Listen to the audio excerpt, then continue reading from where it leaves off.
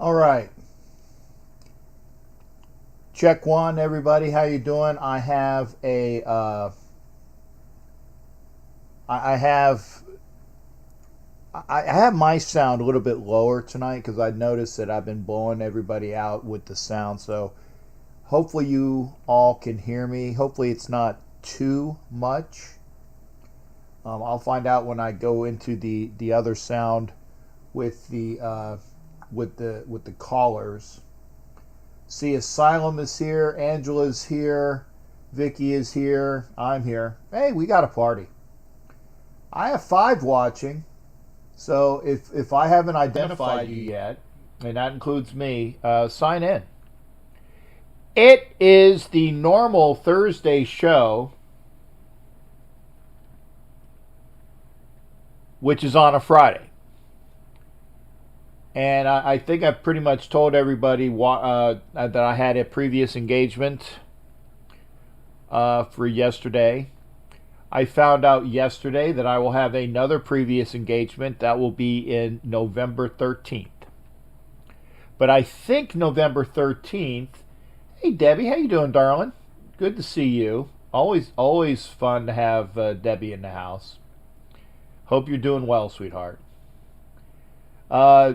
Not a lot of, and unless you guys and gals can tell me what's going on, it's primarily we're getting into where we used to have like sports overload. Now it's just baseball and football. Not that that's a bad thing.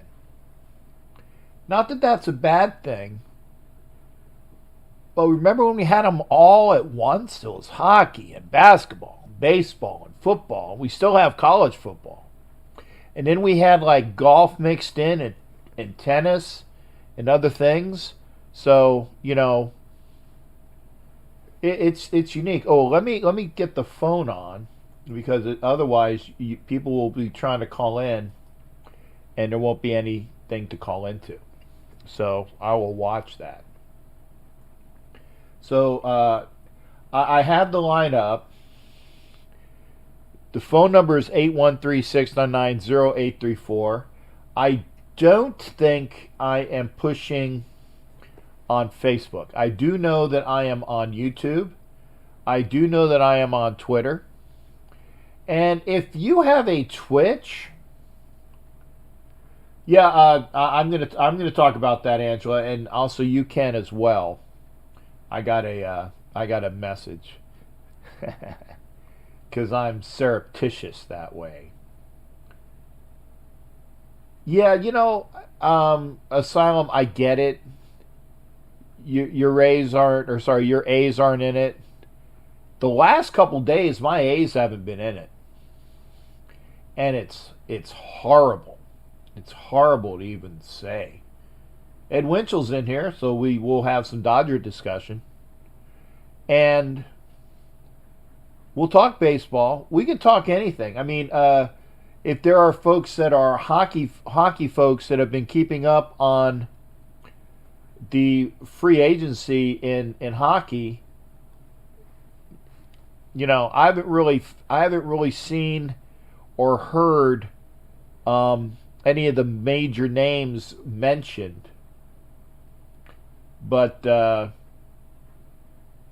we'll see. I haven't really seen. I haven't been keeping up. Yeah, I know. Yeah, you're twitchy for sure. You're twitchy for sure. Um, but like I said, the Lakers are they're champs, so Angela will be happy for a while. I got a message that my Kobe jersey is on his way, so I guess that's the basketball talk tonight. My Kobe jersey is on its way. And like I said, if I'm not wearing silver and black, I like purple. Purple's my favorite other color. But if you got something else you want to talk about, I know Angela is definitely going to call in tonight. We have a major announcement that we have. And again, Debbie, thank you for being here, Debbie. Debbie, like I said, Debbie's a very, very great friend of mine. She's awesome.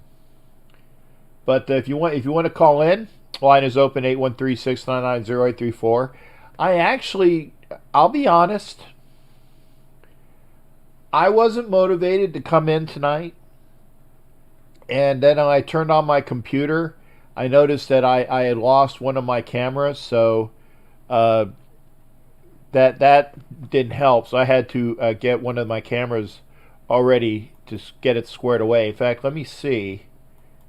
Yeah, I think I have that camera fixed.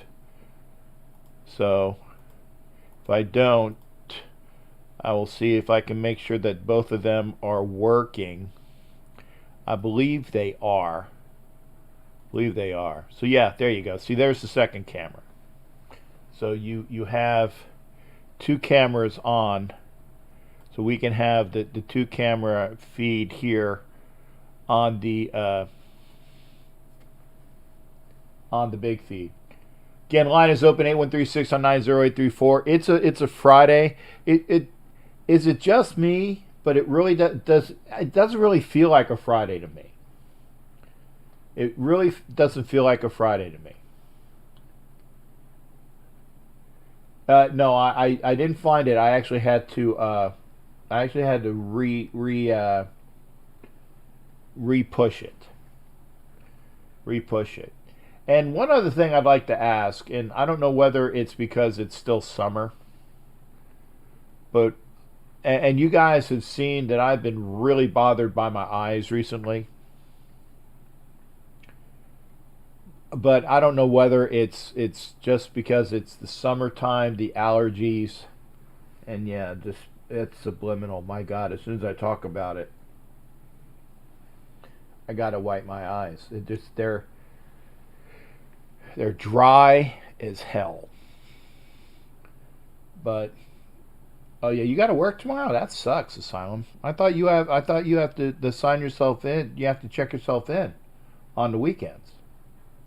But I need blue light glasses. Okay.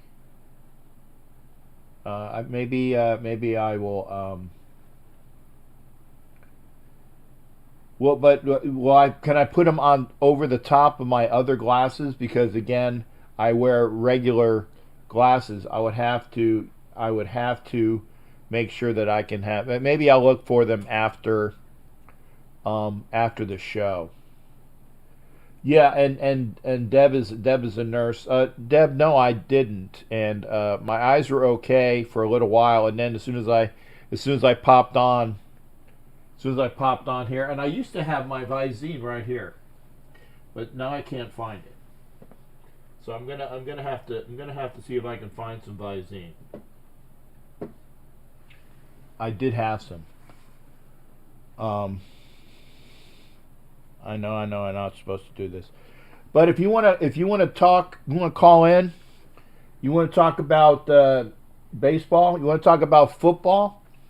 I mean, to me, this is a dead weekend. What the blue light glasses or the yellow? What do they call blue light? Let's talk about that after the show. And Andrew, you gonna call in and talk about what we got going on this weekend, or are you gonna allow me to do? I mean, whatever you want. We'll make sure it gets done. Line is open 813-699-0834. We are, I don't know if we is here, but if you see it in the background, we are watching the Rays gag up another game. We are watching the Rays gag up another game. They were up 3-0.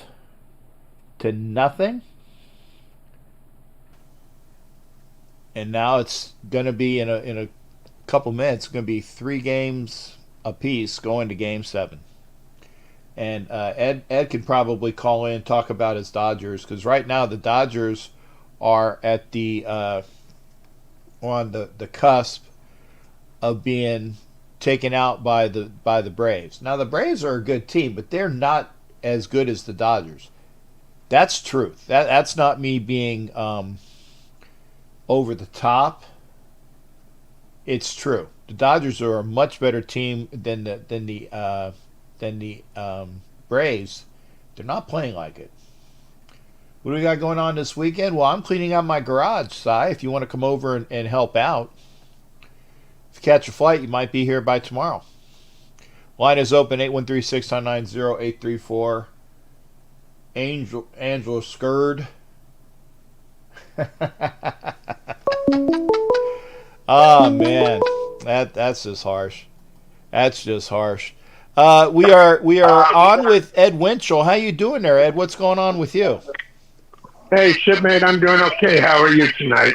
Not bad. Like I said, I'm upset that my remaining team, because obviously I'm a Phillies fan. I can't stand the way that friggin' that line goes down. I can't stand the way it looks. But yeah, I'm watching the Rays, so I actually have a vested interest in, because I like the Rays. They just been playing like crap.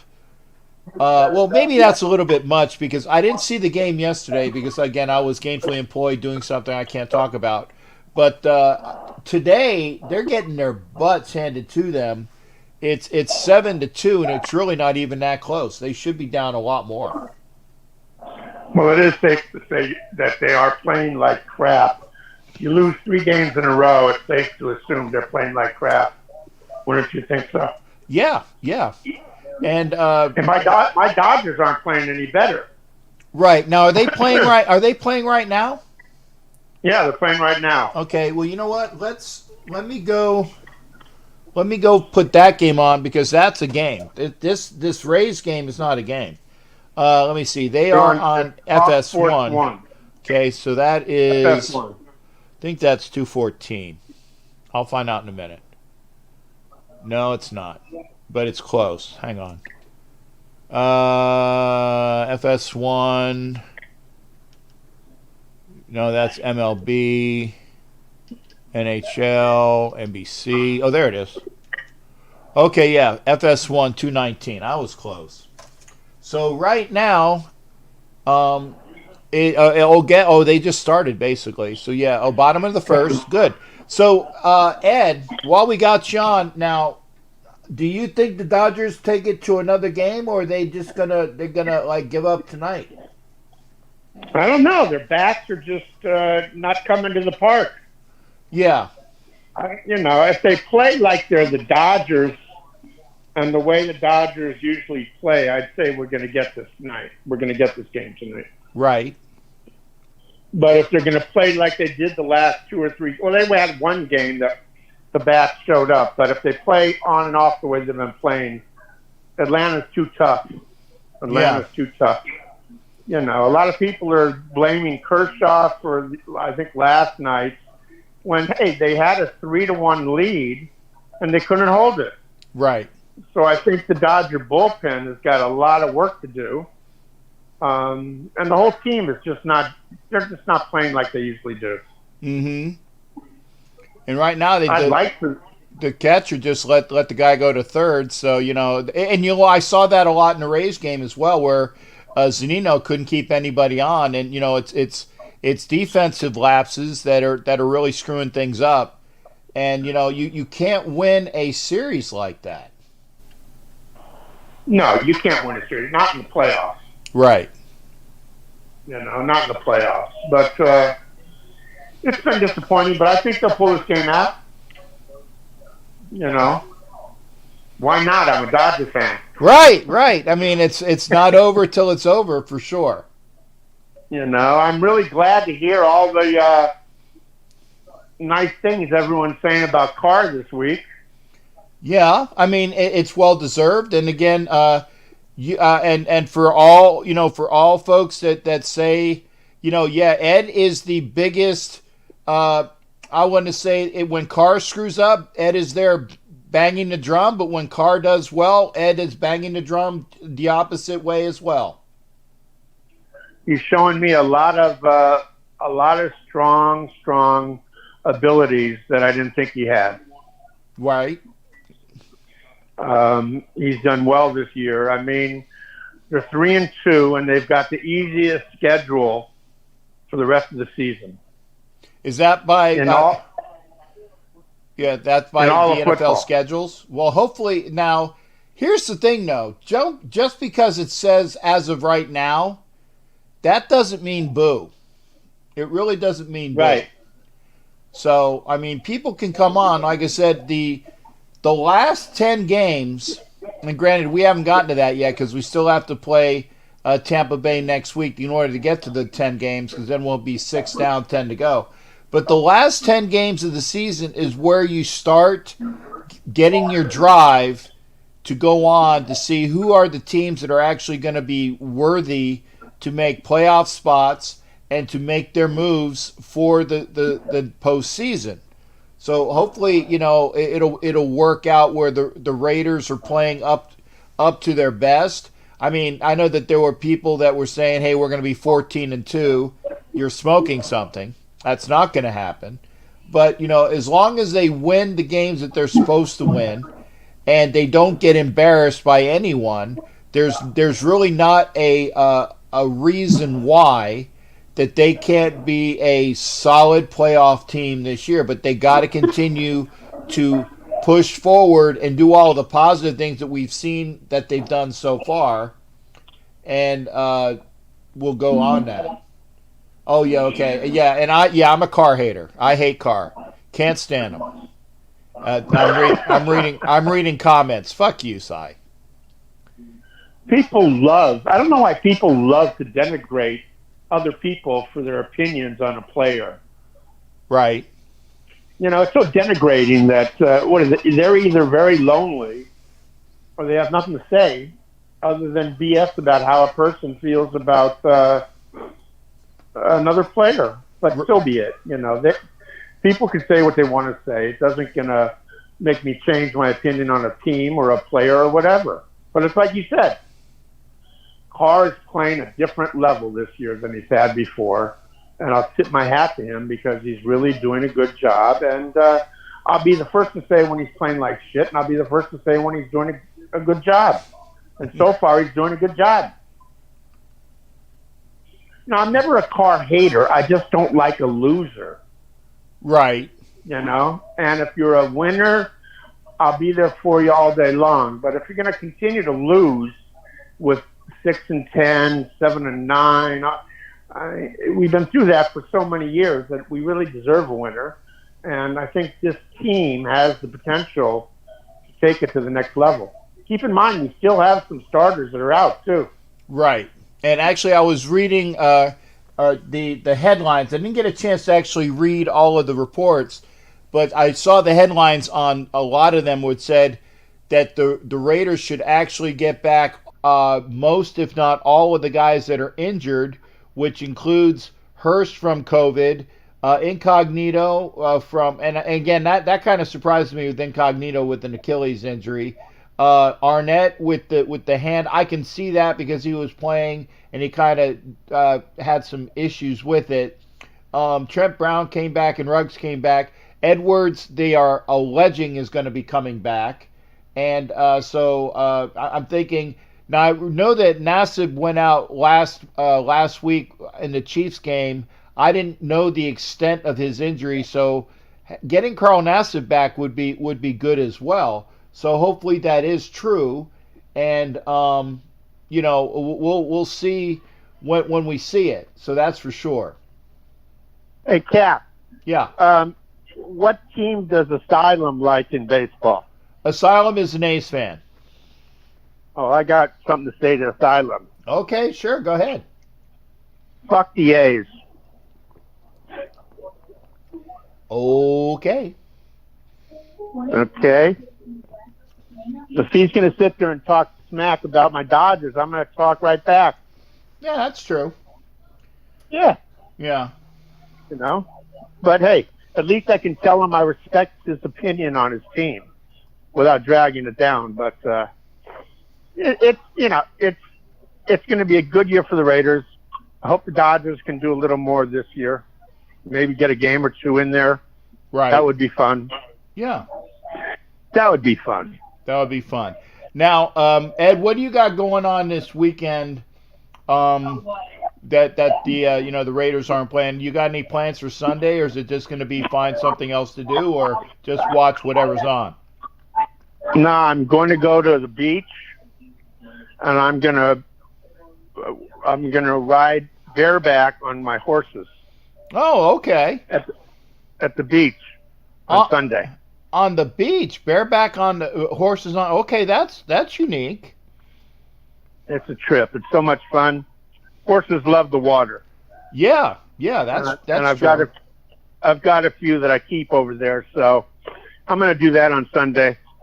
Take some friends out. We'll have a good time. What about you? What are you doing Sunday? Well, I'm gonna tell people one thing I'm gonna do Sunday. That's when Angela calls in. I'm gonna let the cat out of the bag there. Tomorrow, because my Gators are not playing, and allegedly there is not supposed to be rain. If that's true, I will be cleaning out the garage. There you go. Yeah. I'll be cleaning out the garage. So that's a lot of fun. It's therapeutical. Yeah. Well, what I think I'm going to do is I'm going to divide it into like 3 areas. I'm going to have an area of things I need to throw out, and I will do that like another weekend when because there's like the big landfill area or for the big things. I will have things that I will need to get rid of that are in the garage right now. So that'll be like one area.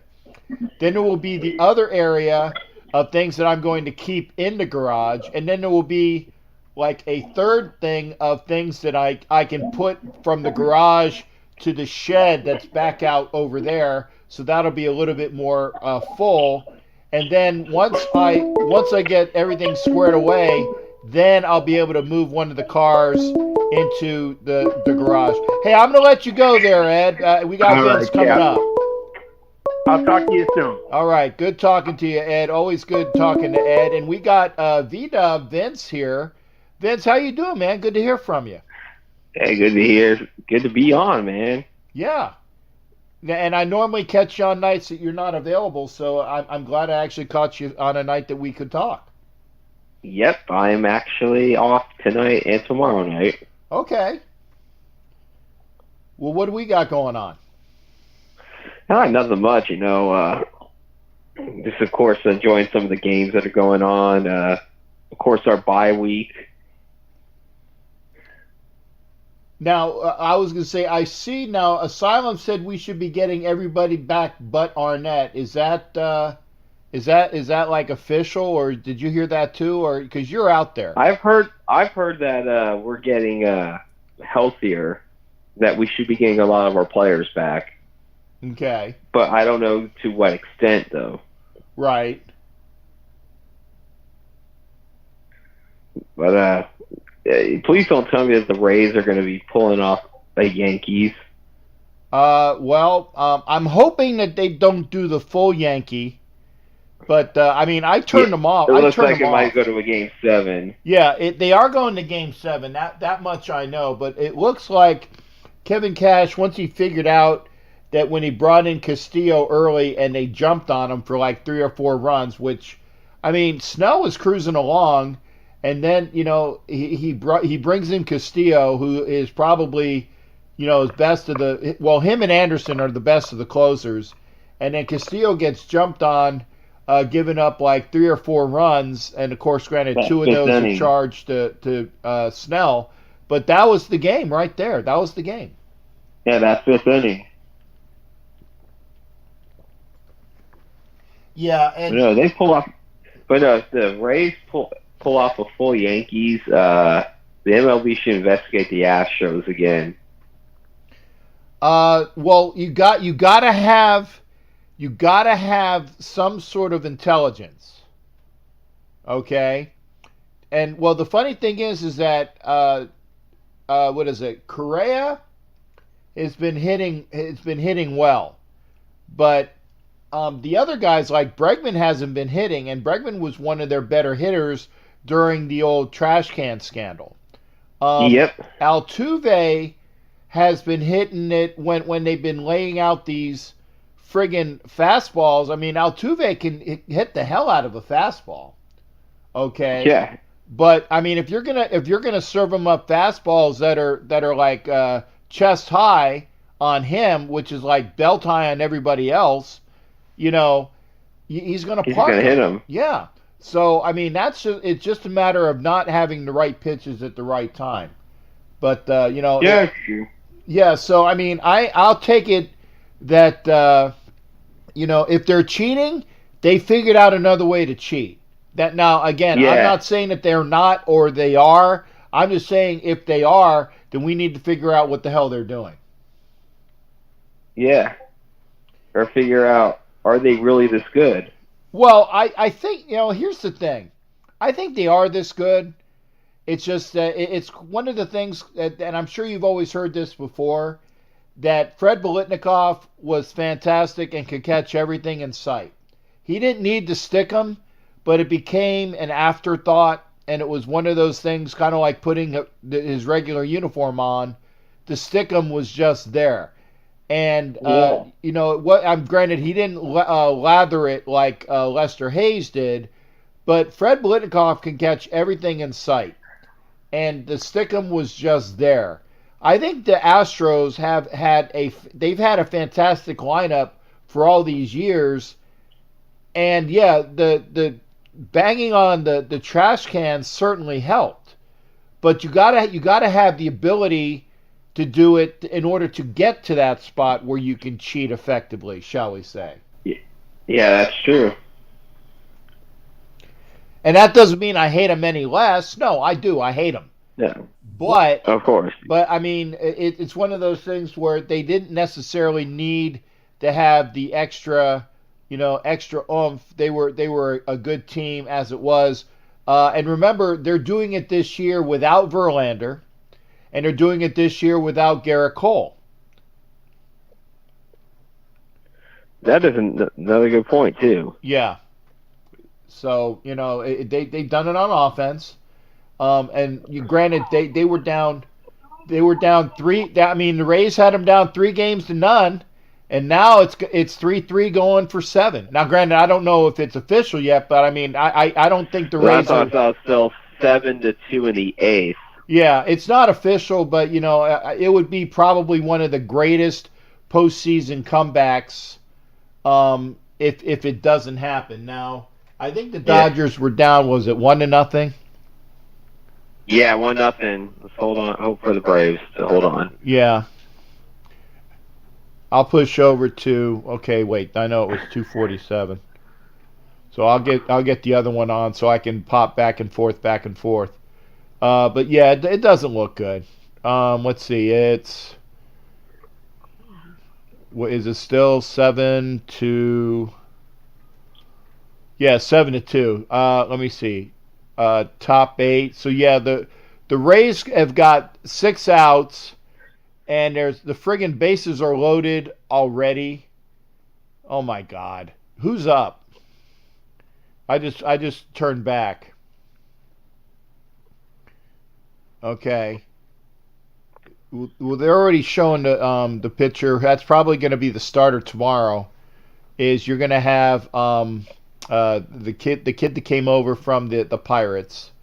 I can never remember his name. Bregman's up, I believe, and Lope, I think, is supposed to be coming in to pitch for the Rays. Loop, L-O-U-P, yes. Yeah. Okay. Yeah, I don't know I don't watch too much Rays games, so I don't. Yeah, he's not. I mean, basically, they're throwing a guy with an arm out there. He's not their best reliever. He's just chewing up innings right now. But I mean, if they have any chance, that's Charlie Morton I see on TV right now. If they have any chance, they have to stop him here. The bases are loaded. Come on, and they're up. Yeah. They're down 5 runs. Oh my God! Let's see what happens. And the pitch is. What's the count? Oh, okay, it's 2-2. So now I'll obviously we'll do a pitch count while they're going on. Vince, what are you going to be doing? You said you're off tonight. You're off tomorrow. What are you going to be doing this weekend now that the Raiders aren't playing? I got a little Zoom meeting tomorrow with Cal State East Bay, but that's about it. Okay. Got everything around my house done this morning when I got off.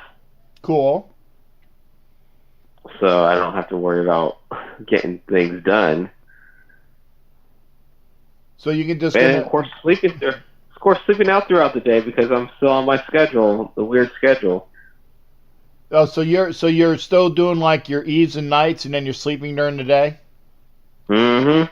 Okay. And I think we spoke about this. I like that schedule, and when I get back to going back to real work, I'm gonna have to get used to not staying up so damn late, and then waking up at the crack of like 9 or 10 in the morning. I can't do that. So, and especially if I'm going to continue doing the Muddle Show, I'm going to have to go to work a little earlier so that I can be home by. Now, Muddle said that he might push it from for 6:30 to accommodate my schedule, which is nice. Yeah, that's good. Yeah, but still, that still means though that I have to be done by 5:30, 4, 3, 2, 1, 12, 11, 10, 9. So basically, I gotta be in at work at 9. Now that doesn't sound like much, but when you're used to being at work at 10 before COVID, and you're still your body is on that like push it over to the right schedule, forcing it back is a bitch. Yeah. So we got that. Yeah, so the Rays were able to get out of that bases loaded jam. Yes, I saw that. Thank God. But again, their Hunter Renfroe is due up. Yeah. I was gonna say I love the fact that there's Hunter Renfroes on the 2 teams that I follow. Yeah, I know. It's almost like he's playing 2 sports. Exactly. He is the brand new what do you call it? Neon Dion. He's the brand new Dion's head, Bo. yep. Bo Yeah. Jackson. Yeah, he's playing. Bo Jackson, we gotta get because our Hunter run for a place for the Raiders. Exactly. So we're working on that now. You said you got a Zoom meeting with Cal State Fullerton. East Bay. Oh, It okay. used to be called Cal State Hayward. Okay. This is where the late Joe Morgan came from. Okay, and may Joe rest in peace. By the way, did the Bay Area, did they do anything to, I want to say, commemorate, or how did they remember Joe's passing? You know, I didn't hear too much like them. I know John Miller, the broadcast, who was his broadcast partner on ESPN for a long time, and now still the voice of the Giants. He was on MLB Network right after the passing, talking about Joe Morgan. Uh-huh. I don't know too many other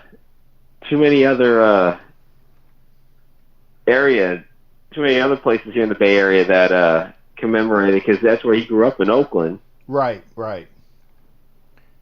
And that's why I had my red Phillies shirt. Yeah, you heard that right. The red Phillies jersey. I had that on to commemorate, both his time with the Phillies and with the color red. And and again, Joe was. I've never heard a bad thing said about Joe Morgan. That's for sure. I know I heard great things about Joe Morgan. Yeah. Anything you want to pass, or anything that comes right to mind? Not right now. All right, Vince. Well, I tell you what, bud. I'm going to open it up, but again, thanks for calling in, and again, hopefully. Hey, thank you. And it is always good hearing from you. Push the word out. We'll get more people like you to call in and get some new callers as well. Now on Sunday, remind people, stay tuned, because we'll be making an announcement of what we're going to be doing on Sunday. It's not going to be a normal Sunday. So Sunday. Just like they had for like the drag racing announcer. But yeah, be sure to check out the announcement we had there, Vince. And hey, always great hearing from you, brother. And it's always great to call in. Yeah, it's fun. All right, I see the knock out the caller, so knock me out, because I'm going to be getting off. Well, hopefully if you get off, it'll be in a good way. Oh, yeah. This is one time I'm glad to be knocked out. There you go. Hey, thanks again there, Vince. Appreciate it, brother. Hey, anytime. All right. That's V-Dub. That's Vince. Always good hearing from him. We'll see how much long of a show. I know it's not the normal vibe, okay? I know it's not the normal vibe. It's the Thursday shows are on Thursday. I get it. Couldn't do it last night. Jason Dean, I was going to ask. Well, there you go, Jason. I was going to ask him what he's going to be doing Sunday. He's going to be sleeping. And you know what? That's a good way to friggin' celebrate an off day. Is sleeping.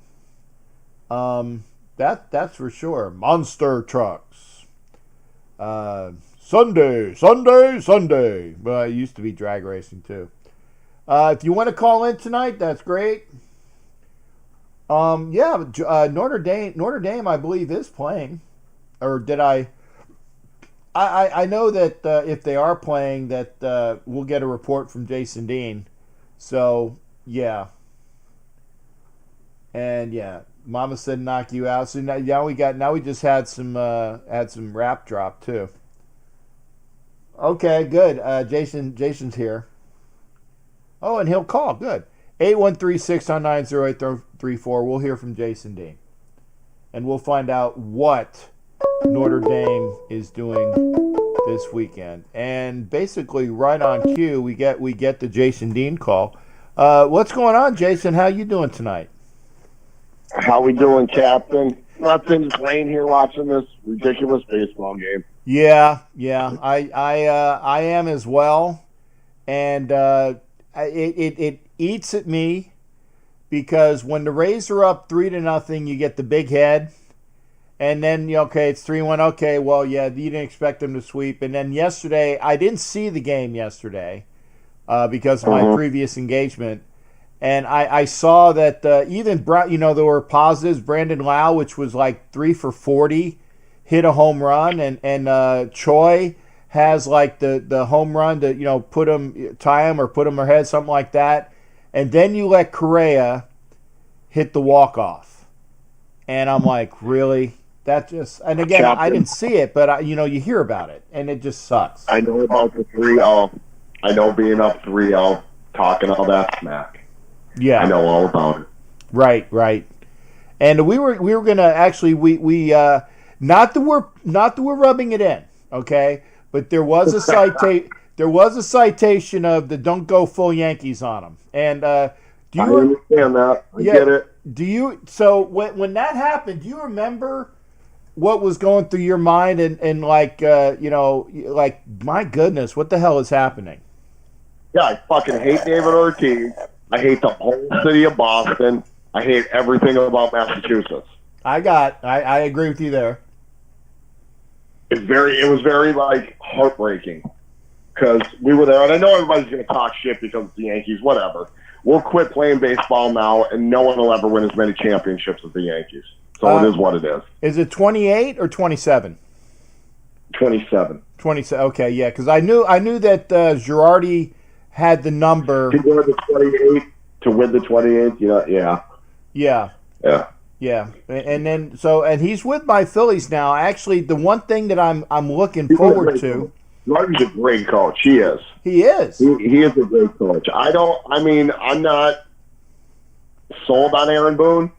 I question a lot of his things, what he's done with pitching, and I don't know, man, a little strange, Captain.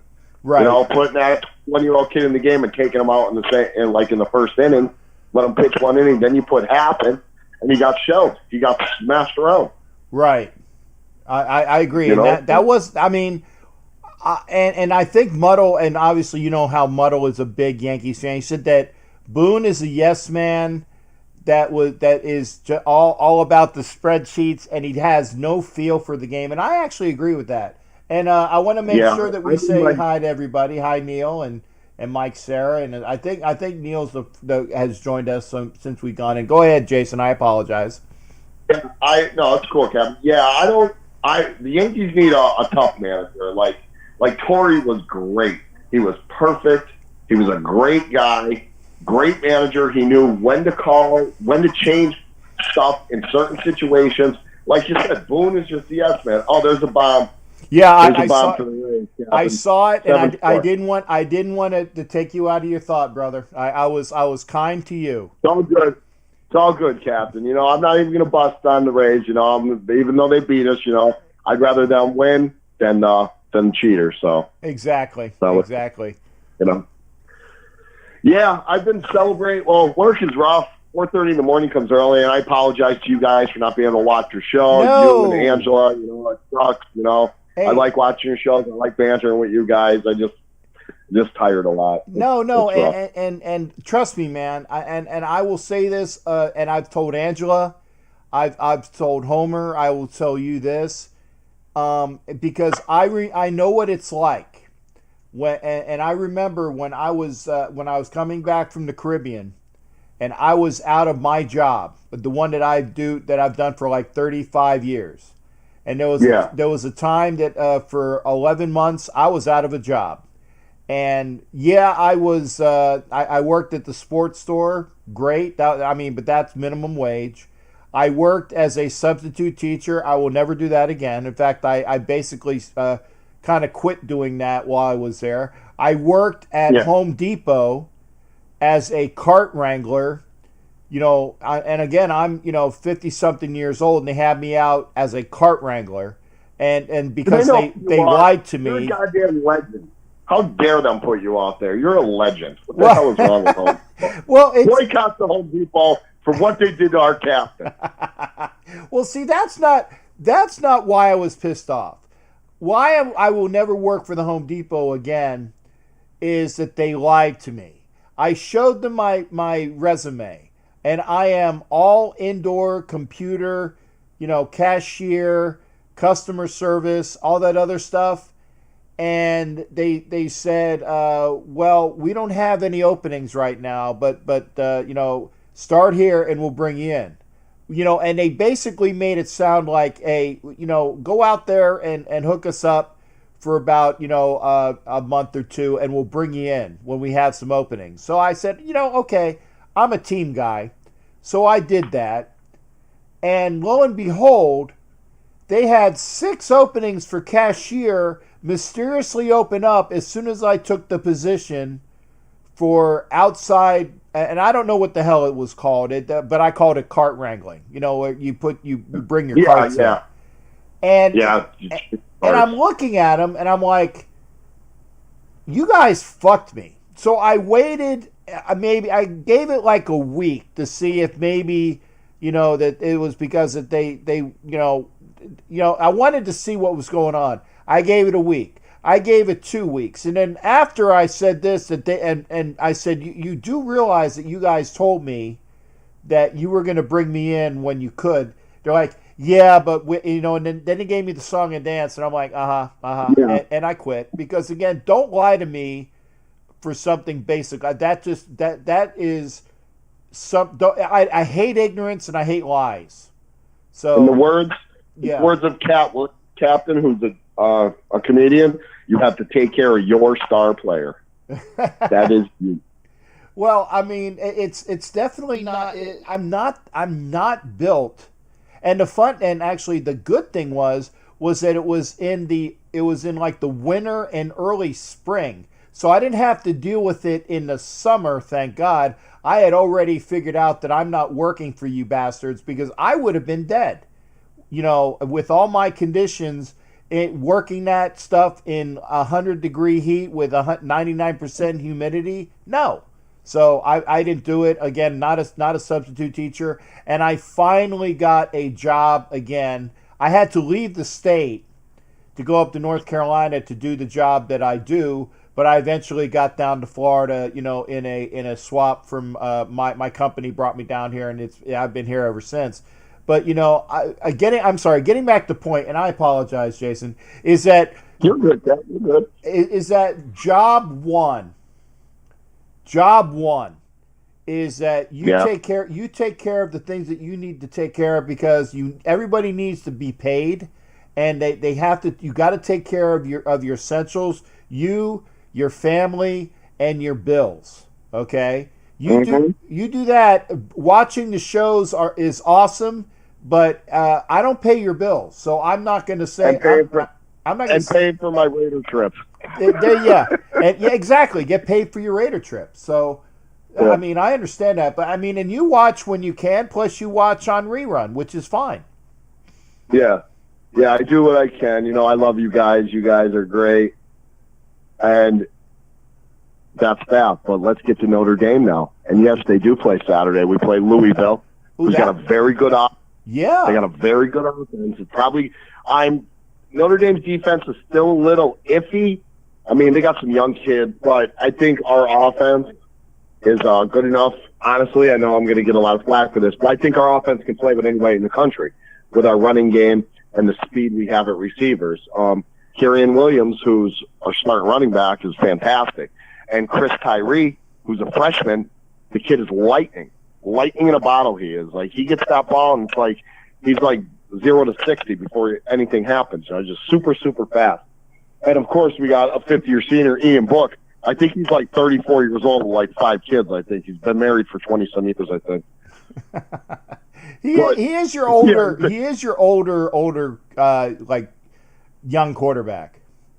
Yeah, like we have a kid, Deshaun Crawford, I think he's a 6th-year player because he got that exemption from when he get hurt, because he's basically been hurt his whole career at Notre Dame, which sucks because he was a very, very good corner coming out of high school, and he's just been hurt. The injury bug has just kept biting him every year, so it kind of stinks for him. But he's playing decent this year. But I think we'll beat Louisville. I think we'll be undefeated going into Clemson. Well, Clemson coming to South Bend, which is huge.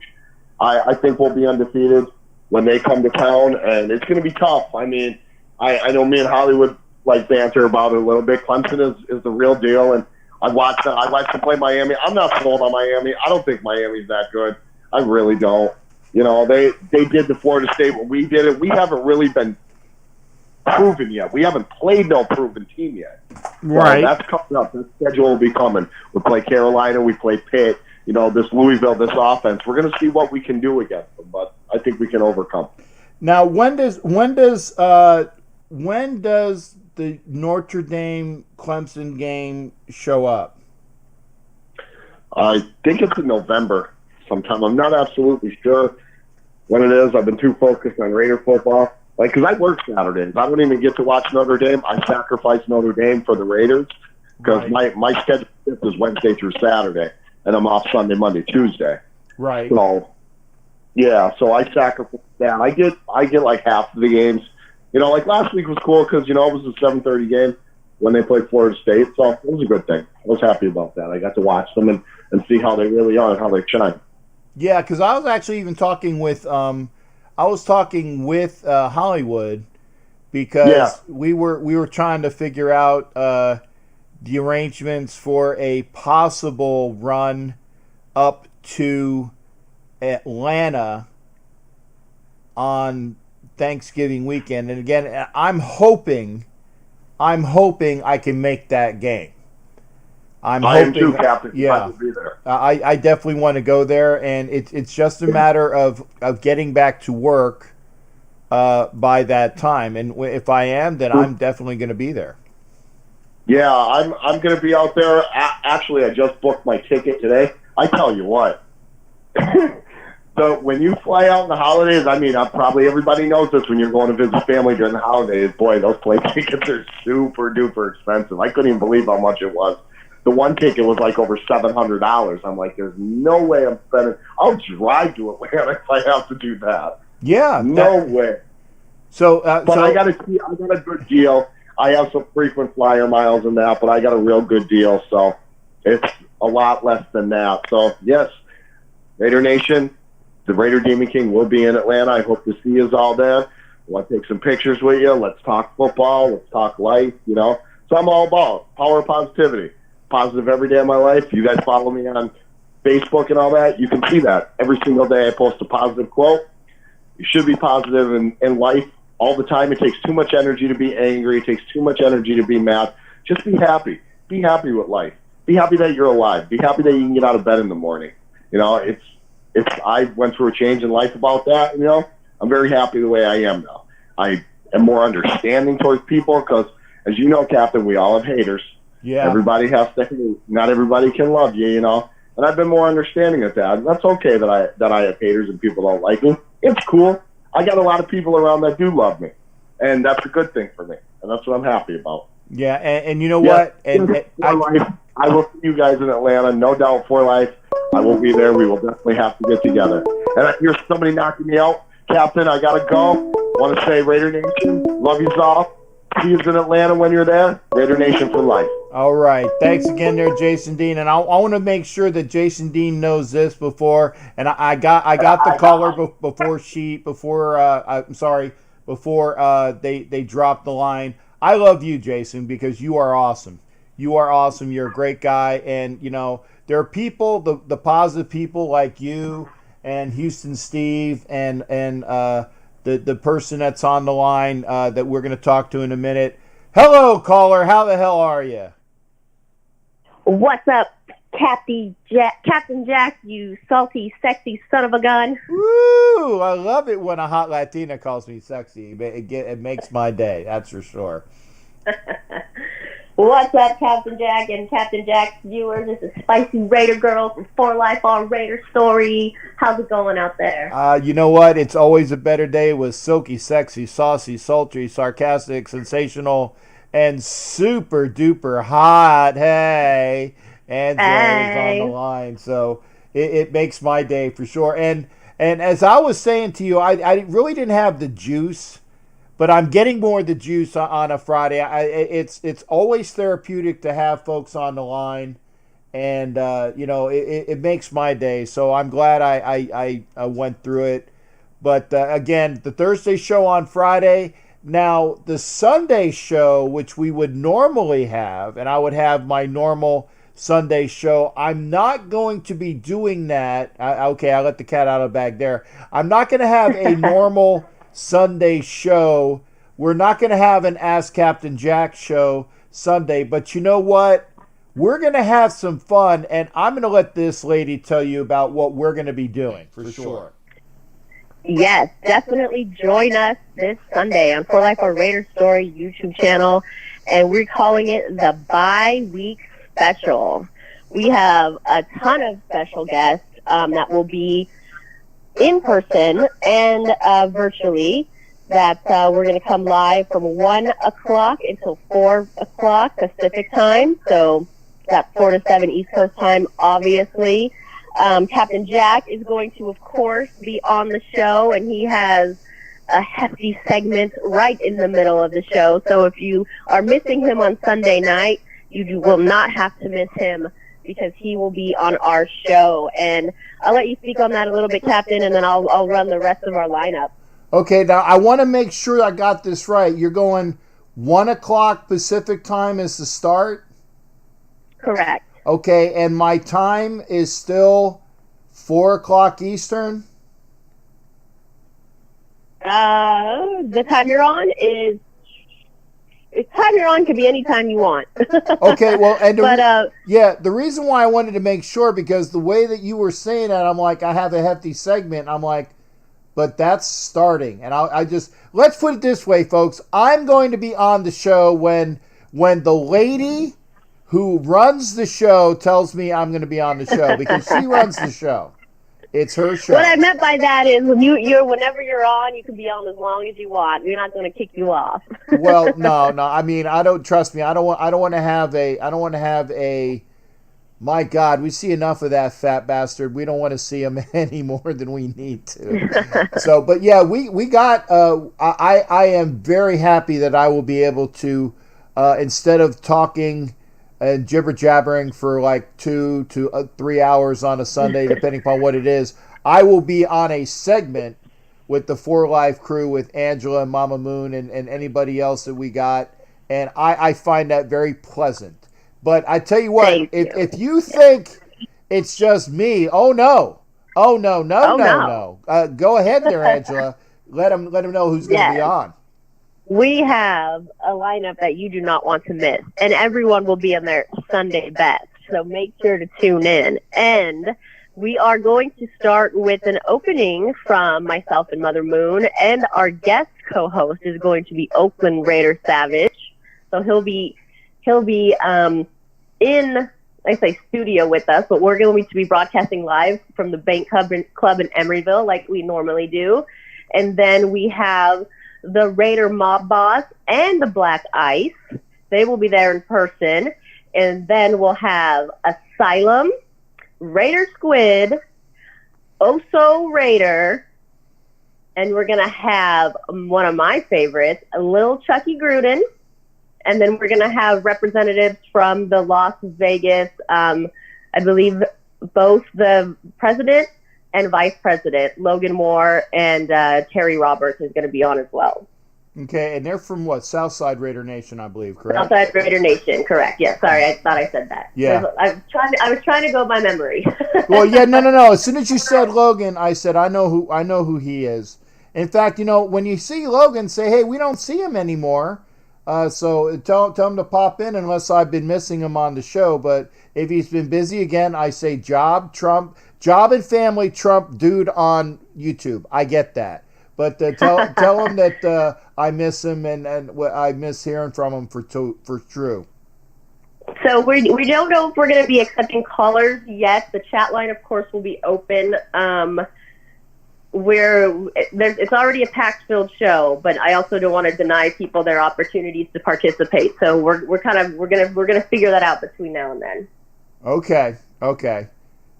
But yeah, tune in, and I'm gonna actually be able to watch, because I you know what, I'm not sure.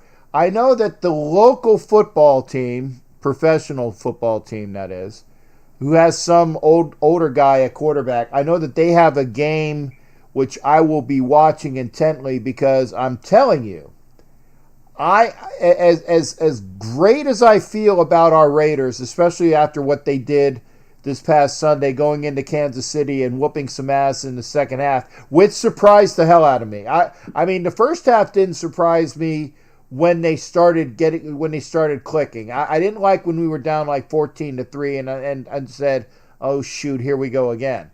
But I liked it when how we came back. What was surprising is the dominance that the Raiders showed in the third quarter, especially, and at least the beginnings of the fourth quarter. They let in a garbage touchdown, which made it interesting after a while.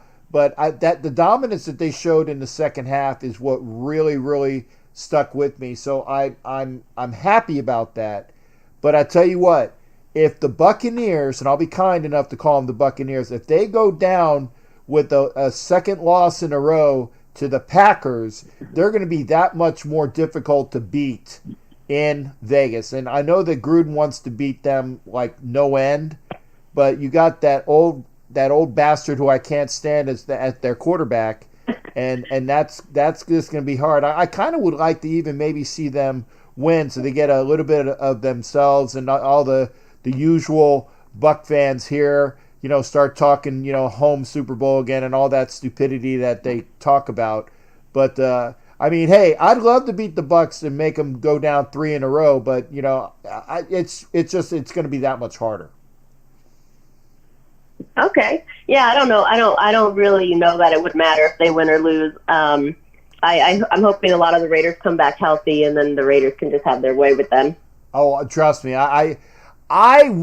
There's nothing I want more than to shellac the Tampa Bay Bucks. I mean, we haven't seen a real shellacking. I mean, we've gotten some really good wins this year, but the win against the Panthers was tight.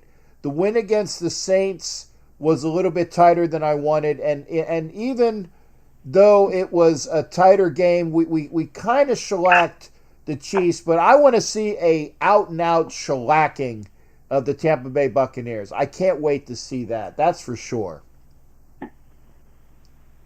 Yeah, I think we all want to see that. And you want to see more, obviously, because of your location. We all just want to see it because we don't like that cheating-ass Brady. There you go.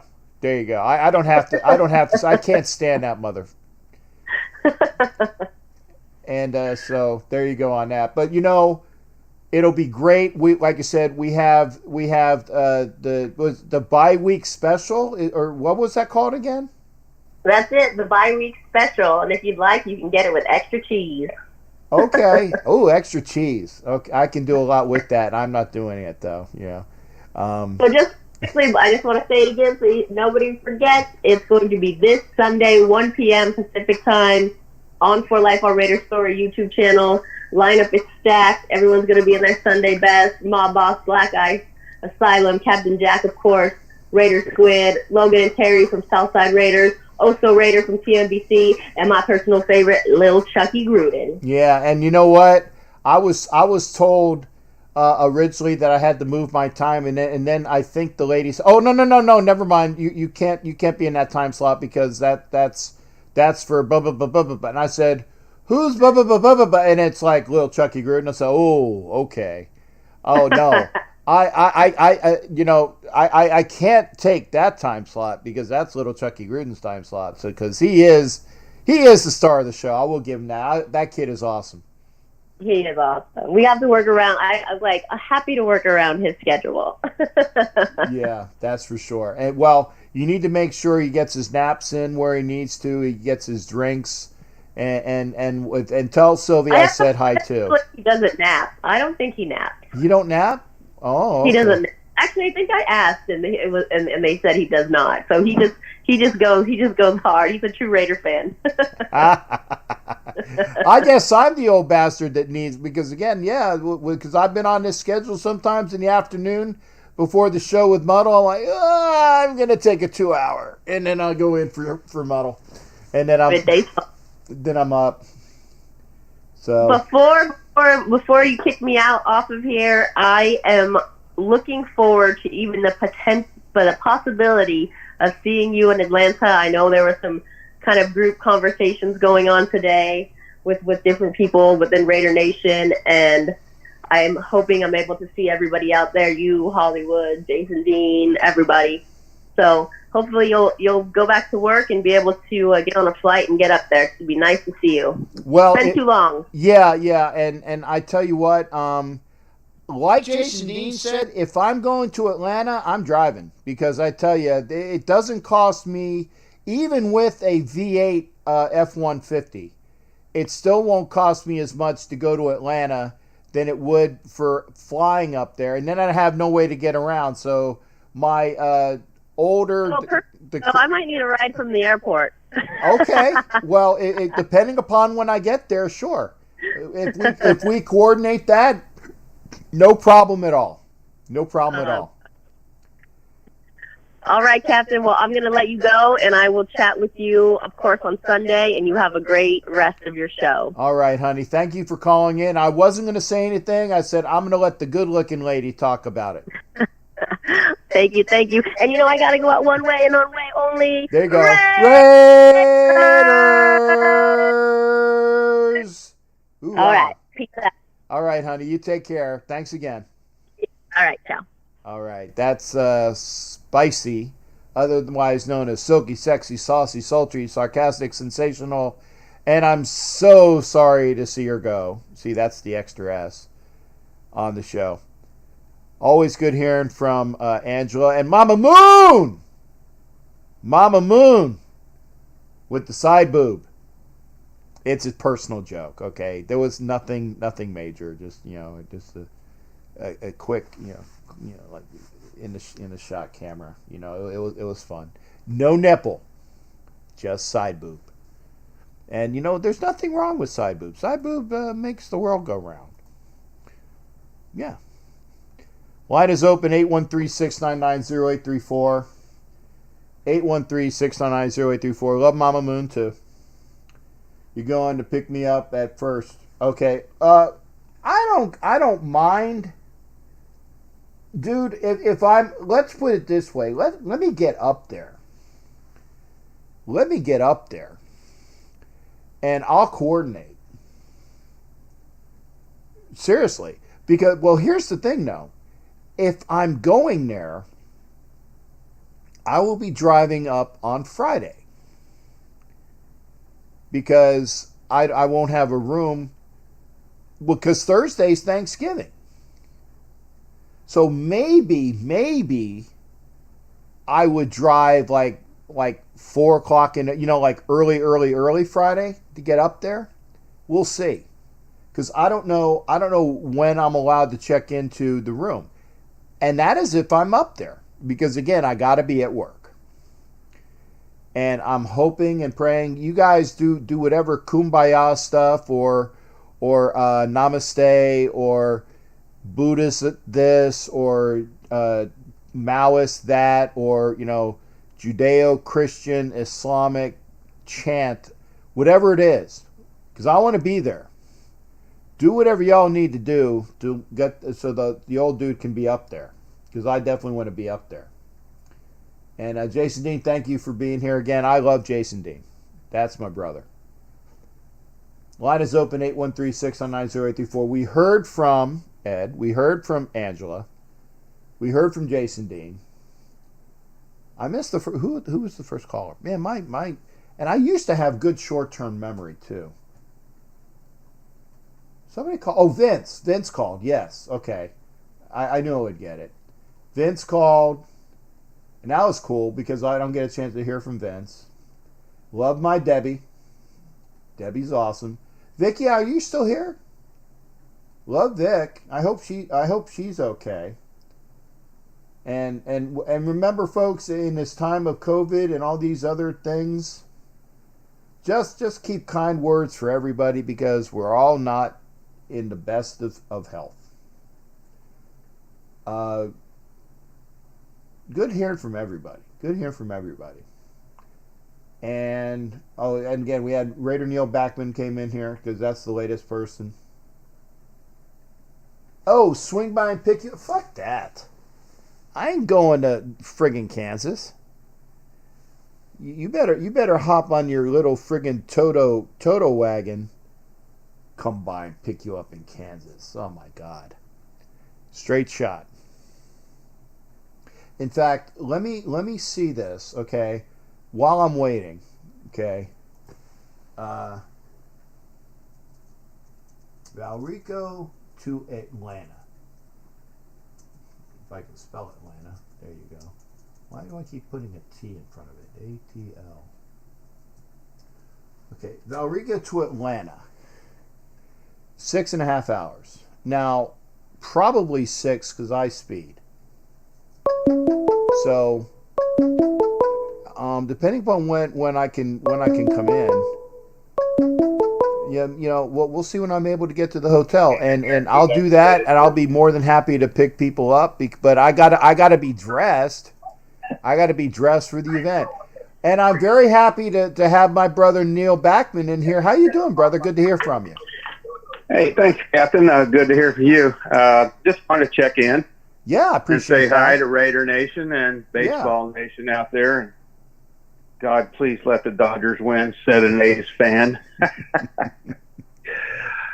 Oh, geez. I don't know. I'm a little disappointed. I got used to football. We had it Sunday night, Tuesday night, Thursday night. Tonight I'm stuck watching Houston at BYU, but BYU has a pretty decent quarterback.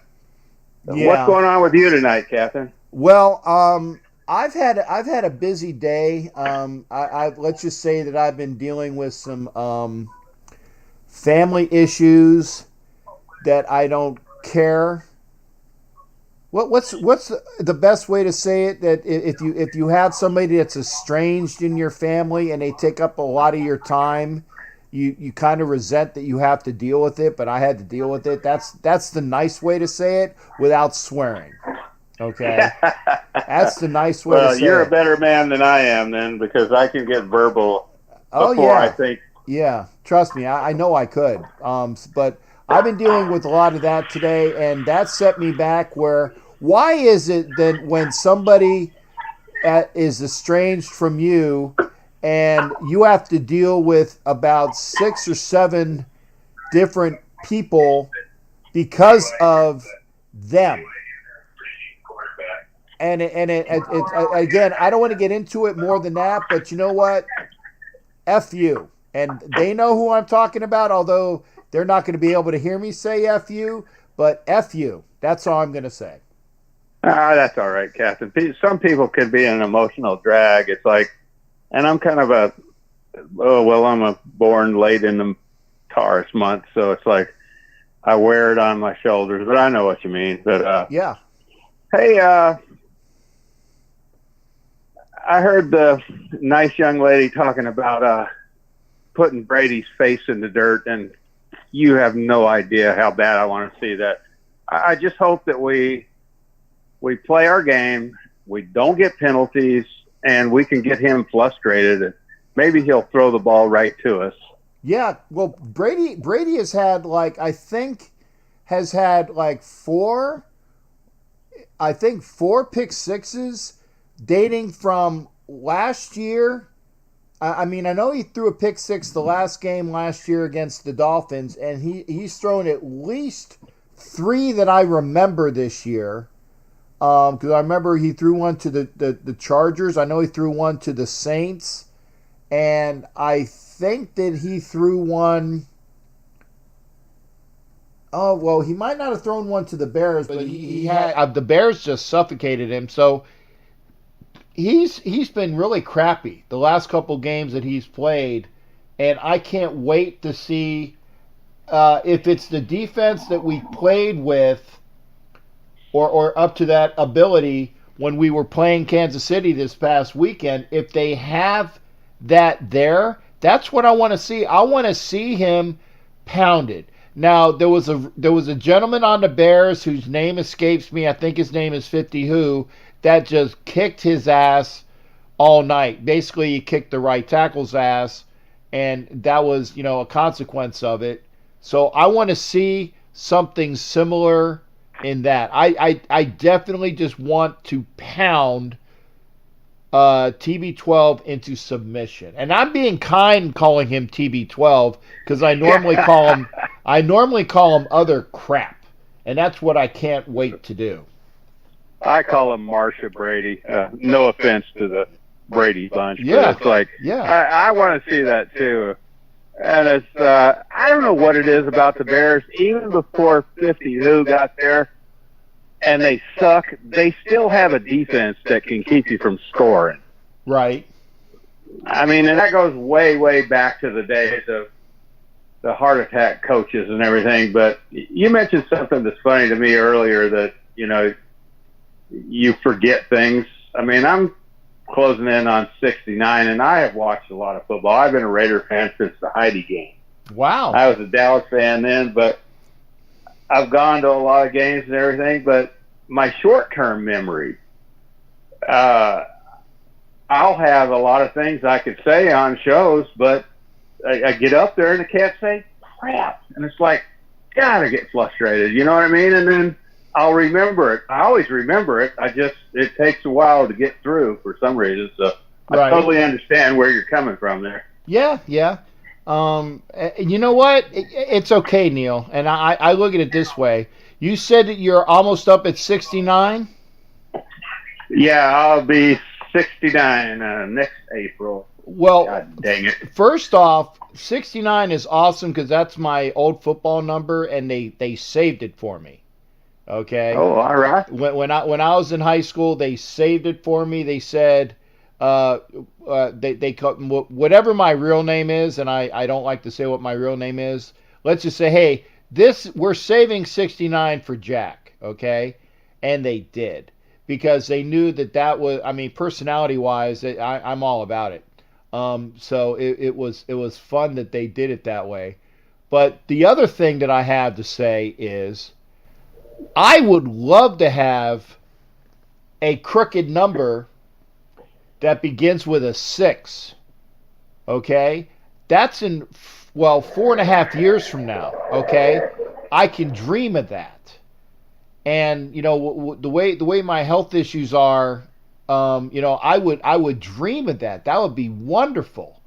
So I yearn for that. And then for you to say that you're almost hitting with the 7s, man, blessings to you. That is a long, awesome life. That's great. Yeah, that's. I'm glad you said that. Thank you for saying that, Captain. Anyhow, back to the Raiders. When we first started this season, I would have been happy with 10 wins, and I know most of Raider Nation would too. And you know, there's different rules this year, so there's an extra playoff spot. But if we win this next game, I don't know. The train might just roll on down the road. I mean, I don't want to say Super Bowl, but I'm getting that feeling. And I mean, it may not be correct, it may not happen, but I'm getting that feeling. Right. Well, you know what? It wouldn't suck. I mean, going and just building upon what we've had. Remember, this is Gruden 2.3. The third year iteration of Gruden 2.0. And Gruden 1.0, it was 8-8, 8-8, and 12-4. Yes, it was. And I'm not saying it's going to be like that, but you know what? There's not a damn reason that I can think of that it could be. Gruden 2.0. We were what, 6-10, and then we were 7-9, or were we 5-11 or something? It was bad, and then it got better, and there's no reason why we can't be better and a playoff caliber team this year. And I've said 10-6, and I still attest to that. If it's better than that, that's great. But we'll see when it's time to come in and play those playoff games what's going on. And you know what, Neil, let us be wrong in the fact that we undersized our win total. Let's be 11-5. Let's be 12-4. Let's win the West by sweeping the Chiefs. But we can't do it. Hell yeah! Right. We can't do it in our heads. We got to do it on the field. So let's not get all ahead of ourselves. It was fantastic beating Kansas City at home. But remember, the next time we play them, those bastards have a bye week. And they have a bye week every time they friggin' play us. And it pisses me off. Every year they get a bye week before they play the Raiders. And nobody says anything about it. And then they picked up the prima donna bell, and that worries me, and the Denver game worries me. But that's the only two games that worry me. And I think you're right. I think we were 4-12 the first Gruden, and then 6 or whatever, then 7-9. Except last year, I truly believe they stole a touchdown or two from us. I mean, right? It didn't have to cross the plane, but it sure as hell touched it. Oh yeah. But yeah. I mean, it's the Denver game up there at Mile High, and then Kansas City. The only thing about Kansas City is at least this year, thank goodness, we're not playing in Kansas City in the snow. We have them in our house. Right, for sure. Unless we win. I mean, unless we win and go far enough that you have to play that third game in late December. So. Well, we'll see about that. Hey, Neil. All right, well, Captain, I'm going to get out of here. Say hello to Raider Nation. Go, and you have a good evening. I'll continue watching. All right, thanks, Neil. It's great hearing from you, and I appreciate you being on. That's Raider Neil Backman, and I like the next caller, and I can't wait to hear what he has to say because he's got a lot going on this weekend as well, and I'm going to give him the opportunity to toot his horn and say, hey, what the hell are you doing this weekend, Raider Homer? Oh, shoot. Raider Homer. Okay. Raider Homer, call back. That was the first time that's happened in a while. Because normally those pickups were good. Raider Homer is on the line, and he's calling back. And there he is. Raider Homer, how you doing, brother? What's going on? All right, cool. I'm back. You're back. All right, no, I wanted to say that I agree with the last caller. We all called, me, you, and Cy, we called 10-6 when we went through our predictions. But that was just keeping in mind that Gruden always progresses. The team always progresses, and that using the first time he was with us as an example. But the thing is, though, is that this defense looks, pretty solid if they can be consistent, right? Because, look, in the first half of the last few games before the Chiefs, they were playing solid, but then they fell off in the second half. And against the Chiefs, they said they were kind of, figuring it out in the first half, but then they came on strong in the second half. If they can just play consistently, and that's what I've been saying this whole time, is that we know we have a great offense. We know we have an offense. They're scoring like 30 points on average a game. Right. You know what I mean? So we have a great offense, but we need our defense. Now, that's not to say that we're going to go all the way to the Super Bowl, but if we play consistently on defense, we have a shot at that championship. We have a shot. Oh, yeah. And, there's always a surprise team.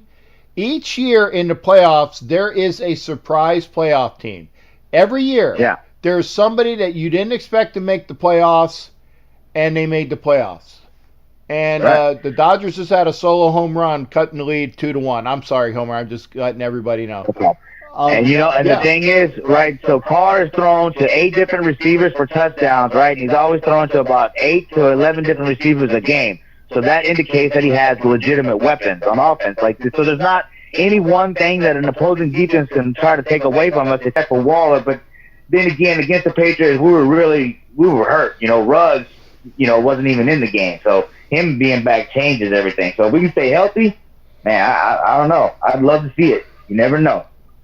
I want to make sure that we get our guys back, and you're going to deal with injuries every year, and other than the injury to Carr in 2016, we were relatively injury free, and we were 12-4. And by the way, I had some ignorant Kansas City fan says, well, you guys haven't sniffed the playoffs in 30 years. And I'm like, really? In 2016, we were 12-4, just like you. So know what the F you're talking about, you ignorant FPOS. Oh, man, don't worry about him. And our defense this year is better than that 2016 defense. You know what I mean? But yeah, health is a big issue this year. But you just gotta hope that their bodies are there now. They're up to par. They're in football shape now. I think that's what a lot of the injuries were. That the players they were not in football shape. Right. You know what I mean? They hadn't played any games. So basically, the first 4 games was our preseason. We came out 2-2. You know what I mean? So, fingers crossed. Yeah, and again, that's not a bad preseason. That's still, in a preseason, I don't care what we are in preseason, but it is those 4 games. They weren't preseason. No, they were on the record. And, having the top, our first 6 games, I said, even if we're 3-3, our first 6, there's no reason why we can't have a very, very above average last 10 games. Even if we were 3-3, if you split them all, then still, that's 8-8. But I still think that we would be so much better. That's why I said, you said, Asylum said, Raider Neal said, a bunch of people said 10-6, and there's no reason why that can't even be a baseboard. We can even surpass that, providing that we don't have key injuries this year. Not that I'm going to knock on wood, but I'm saying everybody has injuries you got to be able to overcome. Well, we proved in the game before the Chiefs game, can't think right now, in the Bills versus the Bills, that we had the backups, the depth to compete in that game. Right. We just didn't have our number 1 guys to get us over the top. Right. You know what I mean? So we do have the depth to still compete.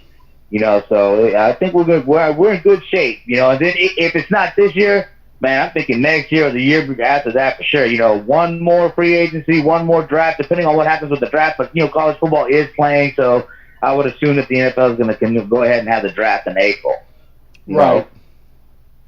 So, but yeah, 1 more draft and 1 more free agency, and we should be an elite team at that point. Right now, we're just some up and comers, the upstarts, the wild cards, the X factor. Nobody knows, but man, I'm excited. I really am excited after beating those damn Chiefs. Yes, and you're so damn excited that you're going to share it with Raider Nation by having a awesome party tomorrow, and I want you to talk about that as well. Oh yeah, okay. So we're gonna have our inaugural, if I said that right, Halloween party / costume drive, where we're gonna raise money. You can go to costumeconnections.org and donate during the broadcast. And I want to do something with the raffle, so wait till the broadcast, and then I'll add your name in the wheel and all that. We'll raffle off some merchandise that I have for your donation, but. Yeah, it was for Costume Connections. They give out the costumes to kids here in Austin, Texas, in the Central Texas area. And, we want to be a part of that. We always want to help, kids, in the community. It's all about showing the rest of the NFL and the rest of the world, really, that, the Raider Nation is about helping people, about supporting their community, and really get over that image that we had of the bad boys, that we had a while back, of the bad boys of the Raider Nation, of the world, But then, and don't forget to listen to the Only Nation podcast that came out yesterday. That's with me and Heidi Stabbert, a.k.a. Kevlar Prontress, and T3 Raider Facts. Subscribe to T3 Raider Facts YouTube channels. T3 Sports Guide, just type in Raiders Roots Podcast, and you'll find it. And then I'm going to release a promo on Facebook on Sunday from 6 to 7:30 CST. I'm going to be premiering the Raiderhead / Raider Fan Radio documentary. That's I went and I recorded an interview with Raiderhead, the original Raider Fan Radio, and Raiderhead during the home opening weekend. So it was cool to be able to talk to them, man. Those are some original, true Oaktown legends. Those guys were out there doing it, podcasting before podcasting was cool. You know what I mean? So hopefully everybody tunes in for that.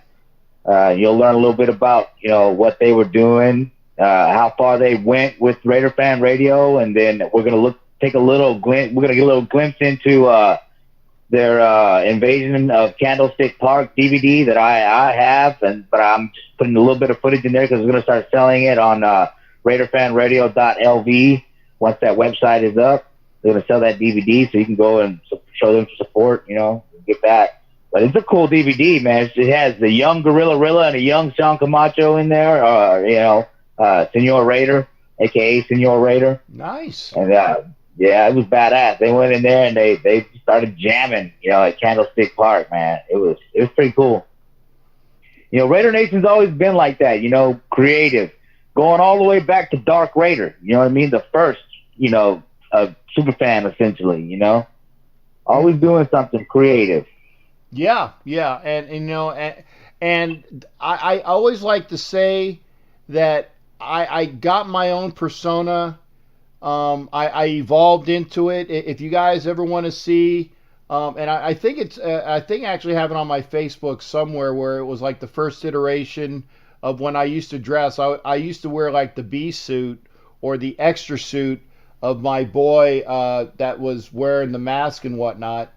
And so I wore his the rubber shoulder pads and things like that. They didn't have too many big spikes. I just had like the regular things on it. And I wore my bandana, and I did wear an eye patch. But I evolved. If you ever want to see like the origins of Captain Jack dressing, and I want to say thank you to Kevin Early, who's the man who inspired me to break out and dress for me. I said I have to have something that's me, and that's where Captain Jack came from. But it's the things that we do to show how motivated we are. It's not for me. It's not an ego thing. It's me showing a celebration of my fandom with the team that I love, and showing a part of me that's real. So it's all in how you look at it, and that's why I say that. Hey, Captain Jack is me. I'm a salty bastard, pirate sailor. And yeah, there's some bad things that go with it, but not super bad things. Just kind of salty. We want the redheads type of stuff like you used to see at Disney before they pussified it. A sailor on liberty going out trying to find a nice young lady to hang out with, and I'm just going to leave it at that. That's me. Okay. Oh, hey, speaking of pirates, shout out to NorCal Raider Rick. He started his cancer treatment today, y'all. So send him some prayers, man. Y'all go send him some prayers. Oh, okay. Well, great. Yeah, I'll have to try to hit him up. And again, there are folks out in Raider Nation, like I said, that are sick and that are getting over. I know NorCal Raider Rick is one. I know that Amanda's mom. Yeah. Black Widow's mom. Yep. And there's a couple others who I won't mention by name because I don't think they want it out there, but there's a few that I know about. And I'm saying be kind, think kind thoughts to people that need our blessings. Boy, that's a Freudian slip.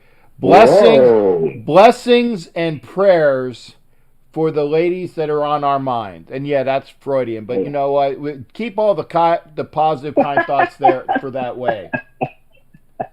Oh, Captain, you're fine. No, yeah, we're a family, so we want to look out for each other, He's sending those positive vibes out there. That does help. That really does help, man. For sure. And again, make sure you check out Raider Homer. When are you starting to broadcast tomorrow, Homer? Tomorrow we'll be broadcasting from 5 to 8 CST. Okay, so 6 Eastern. South Austin Beer Garden. Yep, 6 Eastern. I will try to be out there, Homer. I really definitely need to clean out my garage, but I'll try to at least hit some of it. But well, you know what I do for you when I'm busy, right? You put it on and let it roll. Yep. Yeah. I mean, I'll put it on. I'd like to see it. Really, I'd like to actually see it, but I'm gonna let it roll, man. Let it run. Appreciate that. Let it run. Get on to Raider Homer's channel. Let it run. Get on to the 4Life channel. Let it run. Get on to my channel. Check out the videos. Get on the T3's channel. T3 Sports Guy, there too. You go. And you know what? Tom Jones has got entertaining things. Really He's very good stories. good. Really Very good good. stories. And no, he doesn't pay us. I'm telling you, No. Tom Jones is awesome. His stories are fantastic. And if you need to get up on Raider history, watch T3's channel, man. It's really good stuff. Oh, yeah. All right, cool. Well, I'm out of here, Captain. Have a good show. Have a good rest of the show. Hey, Homer, thanks for calling in, brother. Always a pleasure to hear from you, man. Likewise. All right. That's Raider Homer. Make sure you go see him. And remember, turn on Raider Homer. Turn on 4 Live. Turn on T3 the Raider Guy. Watch. But let it run. Let it run, for sure. Let it run. It's good things, man. And we love to hear from you. We are at 11:45. Wow, man, this is really, really kind of long. Line is open, 813-699-0834. My one of my nurses is telling me I definitely need to get some eye drops. I will, honey, I swear. I'll have to go find it. I know I have quite a few. I just got to find them. They're out there somewhere. So I'll go find them. But I'll be honest, I don't do eye drops well because I have very sensitive eyes to begin with. So I actually literally have to have somebody stand over me and pop my eyes open, kind of like they did in A Clockwork Orange. I'm sure you've seen that movie where they actually made his eyeballs open and then they had to like put drop. I can't get my eyeballs open because I can't stand any far. I won't ever do contacts. Won't ever do contacts because I can't stick things in my eye. Oh yeah, no. I mean, yeah, that Raider fans get a bad rap, and I do everything I can to make sure that I tell people. I said, it's not us. Yeah, there are some thugs out there. I'm not lying, but the majority of us have got our heads squared away, and we're amenable, and we're family, man. We're good people. So, good. I'm glad to hear from him. Doc, man, good hearing from you, Doc. How you doing tonight? We're talking about eyes and eyesight and people that definitely need drops. Me, not you, Doc. What's going on with you tonight, man? Oh, doing great. I just want to pump the brakes a little bit. Nobody wants a 12-4 or 11-5 season more than me, I would say, because I'm just really want it, but I just really want to pump the brakes because right now there's only one thing on my mind as a Raider fan. We're on break. We need to get healthy and prepare for Tampa on Bay. That's right. Because nothing would suck. One game at a time. Nothing would suck the air out of our sails than losing to the bastard we all love to hate. I agree. Well, it's not just him, but I want revenge for that Super Bowl, brother. Oh yeah. And plus, think we beat them last time in Tampa Bay. We've been here. That would give you 8 years of strutting time. Yes. All in a row. Yes. And you know what? I can't. Let's put it this way, folks. I can't go out on a loss because I want to live to see the next one, the next game here in Tampa. I want to be alive for that. Okay. So we can't go out on a loss because then it'll be Asylum. I got you, but you got to give Doc his 5 minutes for sure. Okay. Tell him I won't be long. I just wanted to make sure we just got to make sure we do one game at a time. Each game. Yeah. Step by step. Right. It's an old cliche, but it works. Man, don't ever look ahead. Because the minute you look ahead, you lose sight of what's right in front of you. And another old adage that has been shown definitely true with the Raiders this year, you win the game in the trenches. Yes. Our offensive line has gotten healthy. We're playing better. We got Trent Brown back. Hopefully Sam Young will be fully in-fledged back. We'll get Incognito back.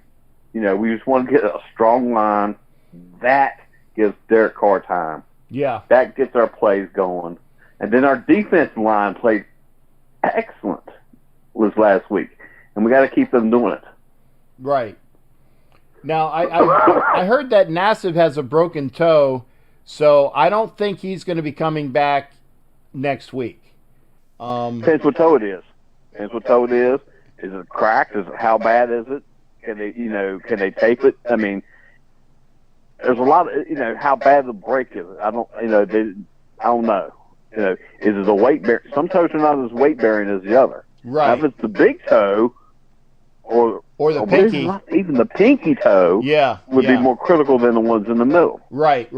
Yeah. So if it's on the toes on the outside, that's not a good thing. If it's the three in the middle or one of the three in the middle, you can tape it. You can tape one of those to the one that's next to it, and it's not as weight. And that's why you're here, Doc. Okay, that's why you're here, to let everybody know. And Deb's my nurse as well, and I know that she's going to be helping me out as well. But yeah, I don't know what toe it is. I just know that it's a broken toe, and I'm hoping it's not one of the quote unquote more important toes. That's for sure. And then, how bad of a break is it? That I don't know. Is it just the tip? Is it, deeper down on the phalange or not? We don't know. Mm-hmm. So we'll have to wait and see what they say and how he's progressing. Yeah. Now, go ahead. On your eye drops. Yeah. I know you see have sensitive eyes. Uh-huh. Here's something you can try. Pinch your lower eyelid out and make it like a little bowl. Drop the drop in it instead of in your eye, then close your eye, and you can, as you close your eye, roll your eyeball around to spread the drop out. It might help you make it a little bit easier. Okay, I will try that, because again, whenever I go to my optometrist, and I do have an optometry appointment in November. By the way, I have some Elaine Mickley glasses. If you guys don't know what Elaine Mickley's are, they're the same glasses type, not the exact same type, but they're the brand that Al Davis wore. Okay, so I have a brand new set of Elaine Mickley's that are wonderful. Now that's Raider fever for you right there. Yeah, same glasses as Al Davis. Well, I could have had the same glasses as Al Davis, but the guy wanted $2,000 for them. And I'm like, ooh. And I mean, I have a little bit of money to give for things like that, but $2,000?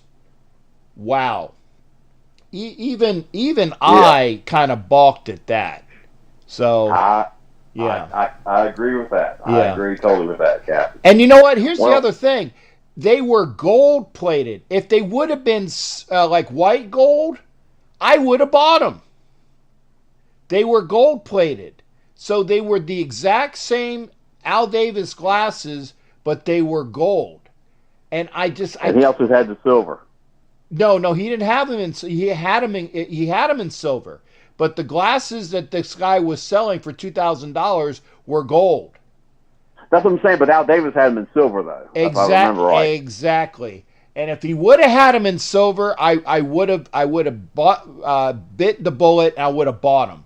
But I would have had to take $2,000 glasses, and then I would have to get them tipped in either white gold or silver. No, that's just too much.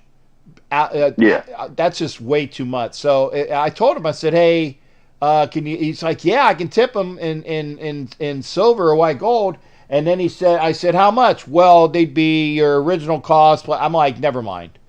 No. $2,000 is enough. And then on top of that, no. So I'll eventually go back to him and say, hey, have you reconsidered? Because I still think they're available. But I do have a nice set of Elaine Mickley's, not the exact style, but a similar style. And I'm going to the optometrist in order to get my prescription in them.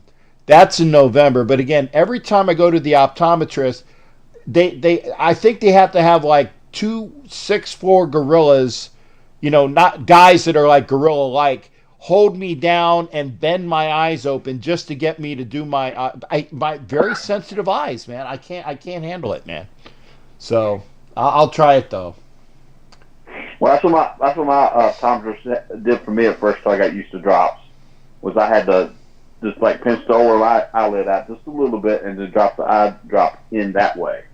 Okay. And it seemed to help me till I got used to drops.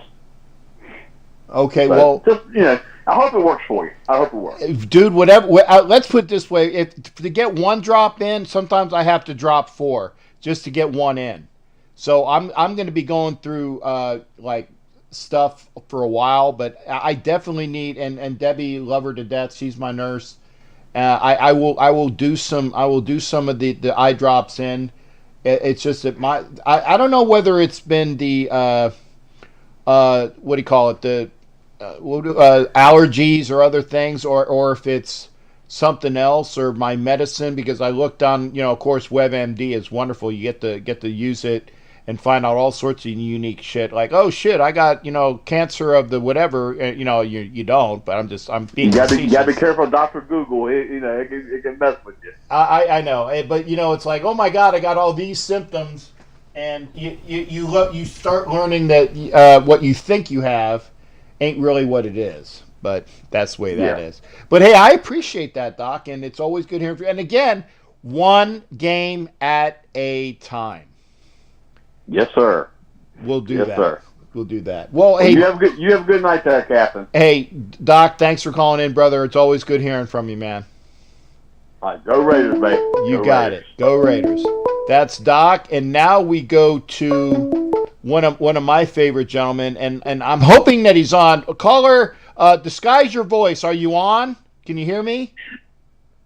Yes, I can hear you. Okay, good. But before I let the next caller in, I want to say how awesome it is to have this caller. Caller, go ahead and give me your best, brother.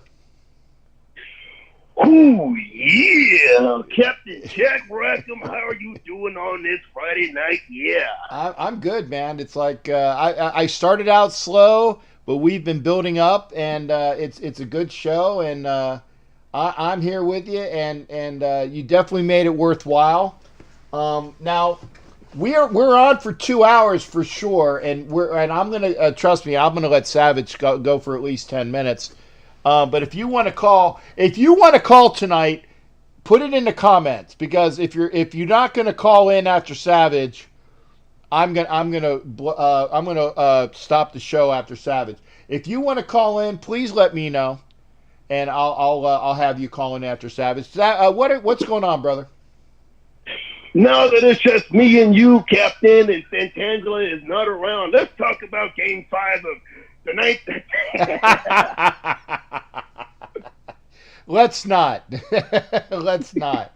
Or let's do it on another night when we need to get our blood pressure up. The fact that she's not here right now, I feel a little more safe right now to talk a little worried. Okay, no, let's get back on track. Let's get back on track. Oh yeah. Are you ready for Sunday afternoon, Captain? Oh yeah. I'm gonna be ready for the show with Angela. What's most important is that I got to be ready to clean out my garage tomorrow, and then I still got to put Homer's show on. So I will be cleaning my garage. I will be putting on the show. I definitely want to watch what Homer has, but I got to be ready for Angela, and I really need to clean out the garage. So if you got nothing else going on, catch a red eye, and maybe you can join me here tomorrow. I'll buy the pizza and beer.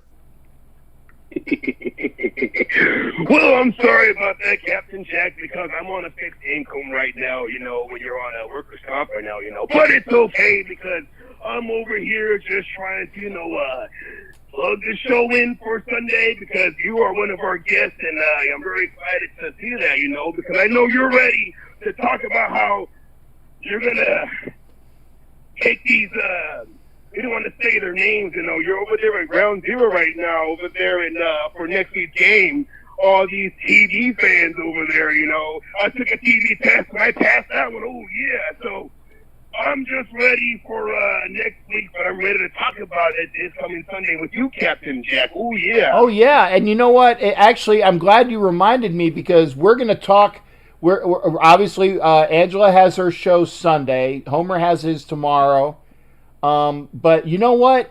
Next Saturday, don't be. I mean, I'm going to start plugging it now. If you guys forgot, I got Big Nasty on my show on a Saturday pregame show for the Raider Buccaneer game.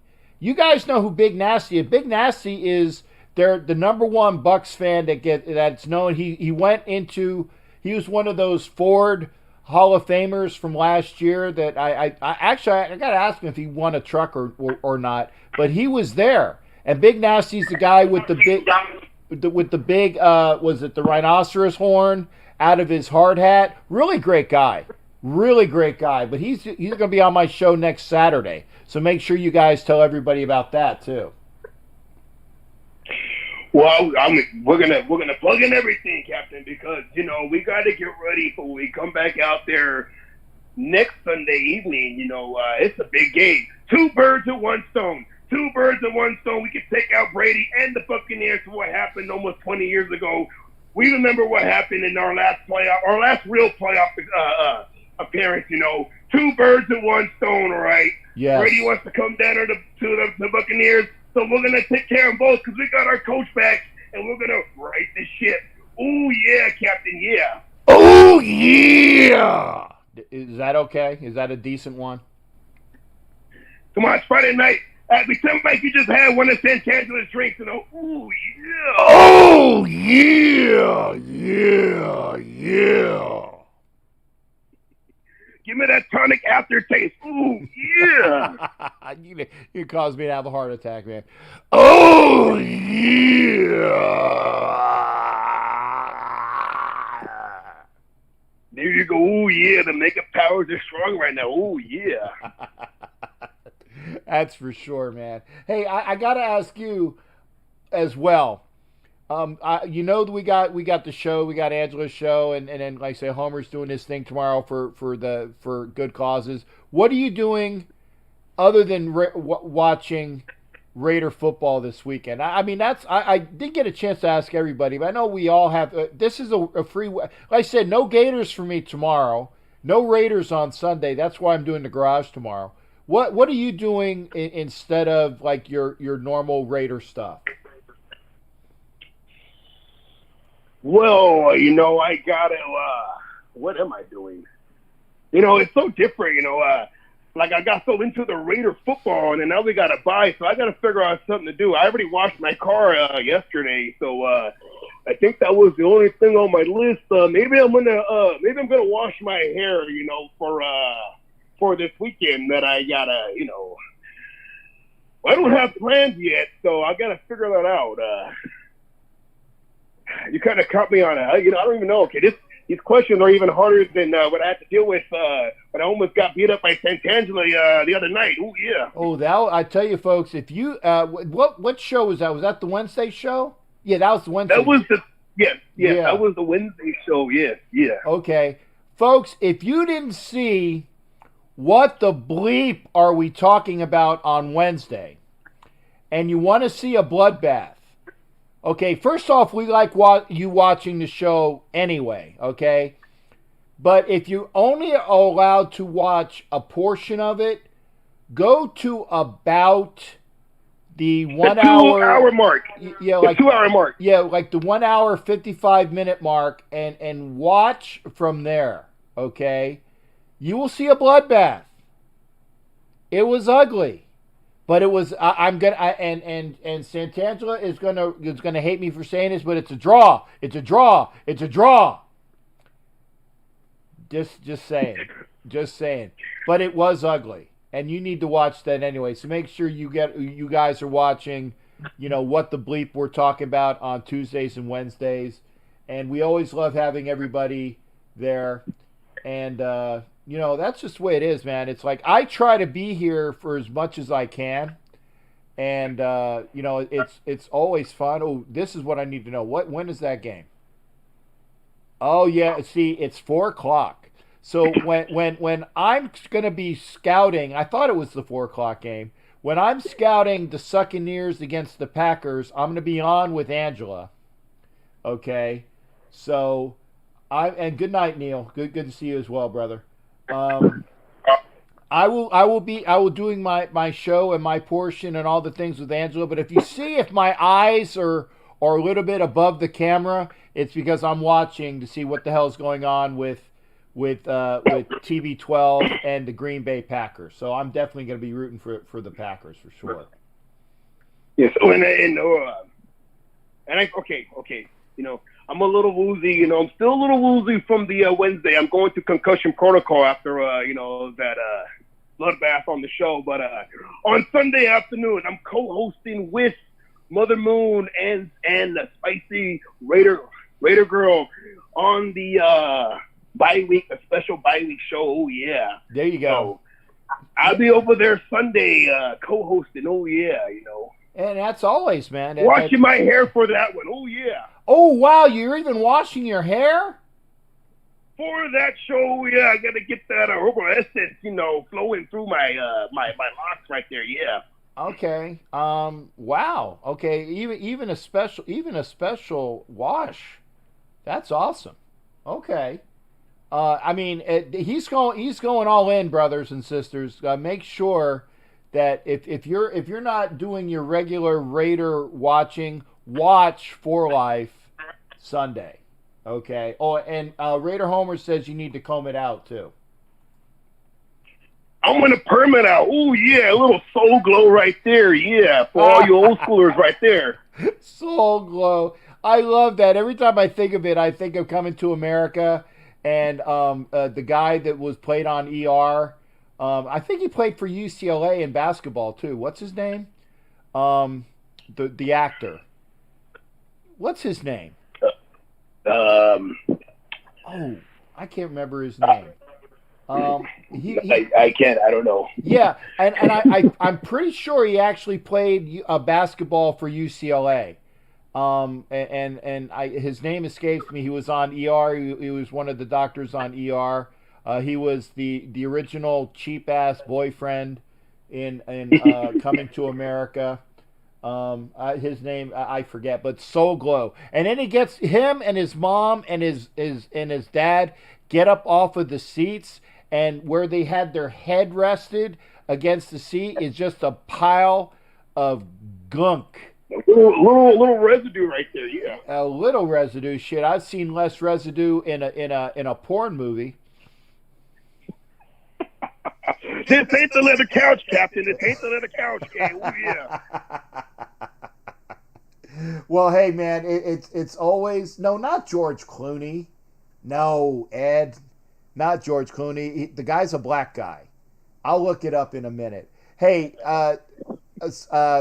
Savage, thanks for calling in, man. I'm gonna see if Asylum wants to call in, but it's always a pleasure to talk to you as well. You know that. Oh yeah. Oh yeah! Remember this Sunday on the For Life channel? Yeah, the bi-week special. Oh yeah!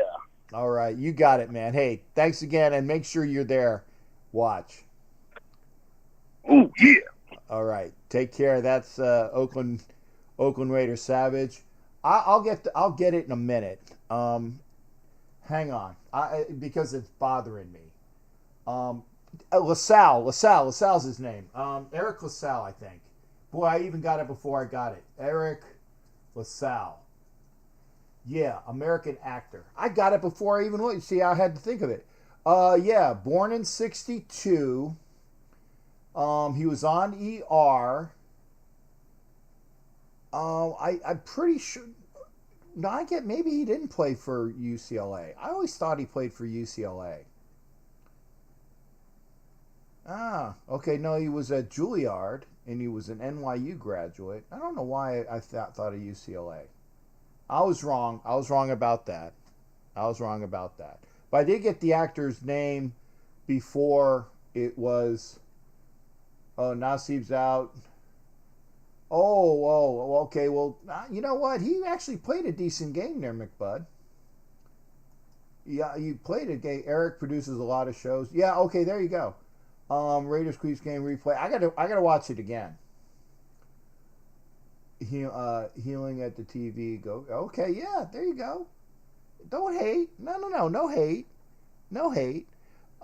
There's probably, unless somebody else says otherwise, is going to be maybe our final call of the night. We'll see if we have anybody. Again, if you're going to call in, let me know in the comments section.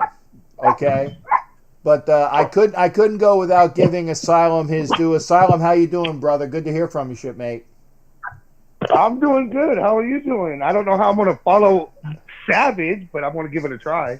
Well, you would have been following Savage anyway because he was on when you tried to call in before he was there. So sorry about that. But hey, I would never arbitrarily saying you're not going to be able to call in. So there you go. Oh, well, I feel special now. You should. You should feel special. It's either that or it's the medication. I don't know. Either one. I'll take either one. Hey, man, meds make the world go round. There you go. Or they make you happy. One of the two. True. So what sort of are we on? Thorazine? Are we on what's the stuff that gets you really mellow, tranquil? They got me on this new combination of stuff that just makes me see rainbows.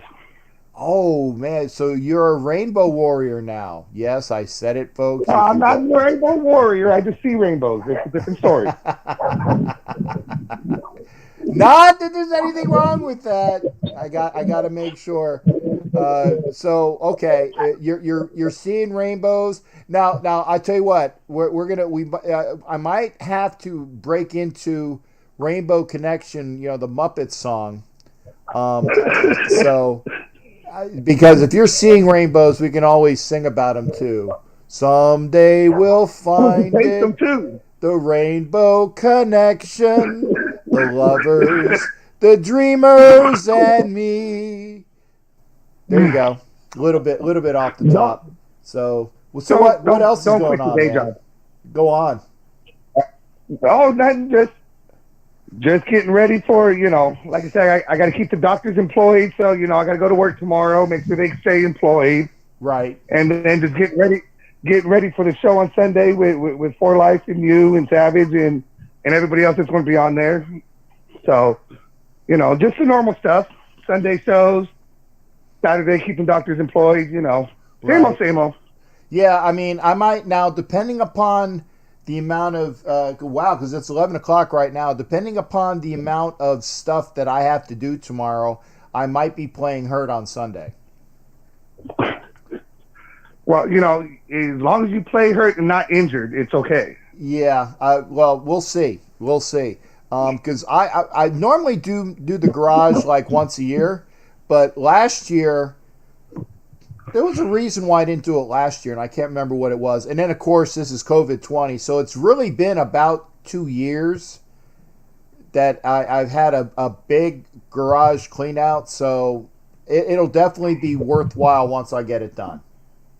Well, I'm willing to come help as long as I could keep what I find.